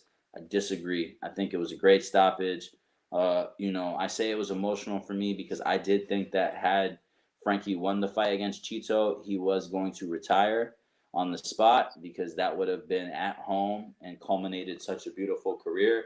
And I'm still stuck with the thought, and this is why I say it was a little bit emotional for me. I do think it's Frankie Edgar's time to walk away from actively competing as an octagon fighter. I would love to see him take a role as a head coach or coach for young and up-and-coming fighters, or analysis or something in the form of fashion for UFC, whatever it may be, and how you could support them. I think that he's a staple of the UFC's history with him. Absolutely. His wars with Gray Maynard, his dethroning of BJ Penn, and just the way he did it and whatnot. Man, but shout out to Marlon Chito Vera, bro. What a way to battle through the adversity and really see that your striking was affecting him big in that third round, and then just he had shown that kick a few times earlier in the fight in the first and second round more so utilizing it as like a kick to the diaphragm and to the midsection, and then just boom, he sent it right up the pipe, and it hit the mark, man. And then kind of moving on, we moved to the co-main event, guys. Thug Rose Namajunas retained her title and a hard-fought 5-round war against Zhang Weili. Guys, Zhang Weili is a phenomenal former champion, phenomenal fighter. You can see what the work she did at Fight Ready with Henry Cejudo did. I mean, she looked like a wrestling superstar, and she had never wrestled before prior to that, according to everybody's reports and according to my knowledge. Yeah, so that was pretty awesome to see. But Thug Rose, true champion of the sport, really, really, really solidified herself and set that 5th round apart. I gave the fight to Rose 4 rounds to 1. I won't lie, but many people had the cards 3-2. You know, either way. I just thought that Rose had the more dominant striking, and I didn't think that split-second, last-minute takedown in the 2nd round was enough to give Zhang the win for that round. You know, so that was my personal scorecard. I will say this is the first time I didn't put my picks online or up anywhere, and I actually went perfect for all my picks from Alex Pereira through the main card. I picked all the winners of the main card. I picked Justin, I picked Shane, I picked Chito, I picked Rose, and I picked Kamaru. So it ended up being funny that you know, my things and my picks all ended up coming out, and it's like, wow, of course the one time I don't post them I go perfect. It's kind of wild that it's crazy. I only caught the main event of UFC 268. So go ahead, my brother. You speak on it. And that was quite a barn burner in its own right. Like, I saw the first Usman and Covington matchup, and man, for that to go the distance as well as this one, it was a worthy match, main eventing in Madison Square Garden. I will say that. I did not think it would have went the distance. I really thought Covington was going to get knocked out, at least in one of the championship rounds, at least 3 or 4. But going into that fight, like you saw that, like, Covington did say he was going to have a different strategy, and my God, the grappling was working. The grappling, it looked like it didn't work in round 1. It looked like it wasn't going to work in round 1. Once Usman had that block and he had that cover, but going into 4 and 5, like, Usman, like, he was fighting against the wall. There was some points. I will say going into the championship rounds, Usman's back was definitely against the wall. Oh yeah. I will say, and I will say this with like a grain of salt, I do think that the 3rd round is the most debatable round of that entire fight. Do you think do you think it could have changed the course of the fight? I think the 3rd round did change the course of the fight, because really look at how many times Colby rocked Kamaru in that 3rd round. Right. It set him up for the championship rounds to make that kind of like that comeback into the fight, because, right, look at the 1st round. The 1st round, Kamaru definitely won. He outstruck him. He was just more on point. And Colby was nowhere near as voluminous or putting the pace on the way he did. If you look at the first fight, right? The first fight, he threw something like 114 strikes in the 1st round, Colby. In the 2nd fight, he threw like 42, right? And only landed like 27 or 14, something like that, which is completely different. And then you go back to rounds 3, 4, 5, he's back up at about 100 strikes per round, and he's landing power shots. And he even said it, I was trying to knock him out. I was putting everything I had into everything. Right. Well, and yeah, you saw dude. It. I mean, you saw it. You gotta put everything, but you know, like Covington, I'm not, like I said, I'm not like the MMA aficionado that you are, but Covington doesn't have the punching power of a Kamaru Usman. He doesn't, and that's the thing. I mean, it's established and it's known. Nobody's ever seen one punch knockout power from Colby Covington. Right. So with this, though, after spending 50 minutes in the octagon of just about, because, you know, it was the last 40 seconds of the first fight where it was stoppage, right. You know, and then now this one, the full 25. I will say after these 50 minutes with Kamaru, Colby should have a new lease on his own career, much like it did for Brendan Moreno going 25 minutes with Davison Figueiredo, and just like it did for Corey Sandhagen going 25 minutes with TJ Dillashaw. You know, and now 25 minutes with Peter Yan. You know you can compete with these people when you can take strikes from the strongest, right? Like, look at who Kamaru's just knocked out. Jorge Masvidal, who the only other time he's ever been finished in his career was never by knockout. It was only by submission. You know, it was many, many years ago, probably 2008 or possibly maybe 2012. That submission, so it'd been a very long time. And he iced him, knocked him out clean cold. He knocked out Gilbert Burns with the jab. Obviously, we've seen Gilbert get melted before. So is it impressive? Yes, right now, because at 170, Gilbert was looking really good. Then you get a guy like Colby, man. That's the one thing, dude. His heel persona sucks, but his fighting acumen and who he is as a fighter is second to none, man. Without a doubt. The dude is a beast, and while I hate his character, like I said. Character's second rate, man. Being a beast really, really, really, really, really helps. Being a beast of the octagon, it helps you, but being a character, trying to be a heel character is wee bit second rate. You can learn a thing or two from Maxwell Jacob Freeman if you want to. You absolutely can. Take some classes from him. Take some classes. Yeah, for sure. My point in saying that is, like, I think he should now work on trying to do like what Kamaru did and put his opponents away. Don't just melt them with the pace, because that's cool and all, but maybe try and ice a guy. Just put him out clean cold and relight. Give us a reason to sit here and say we want to see Covington Usman 3, because I can tell you right now, that as long as Usman's still the champion, even if Colby beats every contender, like Dan Lambert said it the best. I think Colby and Kamaru can fight 100 times, and Kamaru would win 55 of those fights. Damn. So, yeah. Holy hell. Oh, man, your video cut out. You good? Oh, wait a minute. Make sure you have the right camera selected. Let me see what we got going on here. Oh, man. It would happen towards the end. Your browser has lost connections. At the very end, you know what? Hold on. You can connect any other application. Let's see. Well, that was just the gotta end turn of the camera back on. UFC 268 recap as well. So I think maybe the camera's giving us the alert we need. Guys, I'm going to show you one more image. This has been the official launch, episode 1, Talking Elite. Thank you guys so much for joining us. Hey, wait, we're probably coming back. Oh yeah. Let me tell you something, man. This has been a wild ride. I think first episode has been our longest episode. I think we might have some of these things. Then again, we'll go through the works. We'll definitely go through the works. Absolutely. I just wanted to personally say from Don Sean and Bro St. Polo and everybody else here at Talking Elite, thank you guys so much for joining us for our official launch episode. And before we get out of here, we got an official word for our sponsor. So shout out to our official sponsor, Soulfully Lashed by Jeanette. If you guys... Oh, shit, we got sponsors? Yes. Holy shit. So, huge look shout at out us. To our official sponsor, Soulfully Lashed by Jeanette. One episode in and we got a sponsor, brother. He loves That's what I'm talking about. That's what the fuck I'm talking about. For all our ladies or anybody who are into the lash beauty needs, if you are in the Hudson County, New Jersey area, Soulfully Lashed by Jeanette is your official place to go. Your lashes done, done, ladies. On Instagram, Soulfully Lashed. She is our official sponsor. She sponsored our Yeezy giveaway. She is sponsoring our Supreme giveaway. Shout out to all of her clients who entered our giveaway.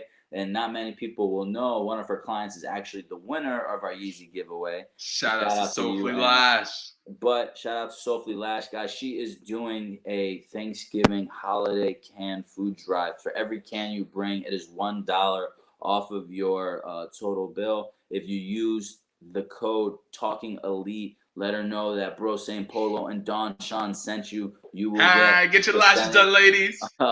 Your lashes, guys. But like I said, she's doing a holiday drive. All food and non-perishable items donated will be going to our local Hudson County, New Jersey community fridges, being in Union City, Jersey City, West New York, Hoboken as well. It is that time of the year, guys, where we will be giving back. And I know it's a little bit early, but something we will be doing here on Talking Elite is indeed a holiday coat and blanket drive for the homeless. It's something that I personally have been doing every year for the last 5 years.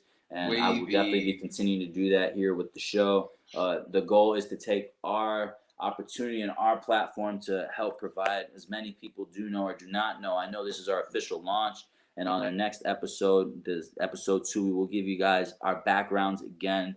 but I am a former Army medic. I am an Army veteran. So seeing as many homeless veterans and homeless people on the streets means a lot to me. So if we can get them with a bag of food, some of these cans, non-perishables, and a jacket and a blanket, then, that is what we will do our very best. I'm in the New York, New Jersey metro area. Our bro St. Polo is in the Houston, Texas metro area. So, there's indeed in these There's areas, always room. we're There's riddled always with stuff to be done. homelessness and poverty. So, it's always a way for us to give back. As much as I like to give back to our fans with the giveaways, we also like to give back to those in need, guys. So, just to recap, this has been Talking Elite, the official launch. The launch, baby! 1.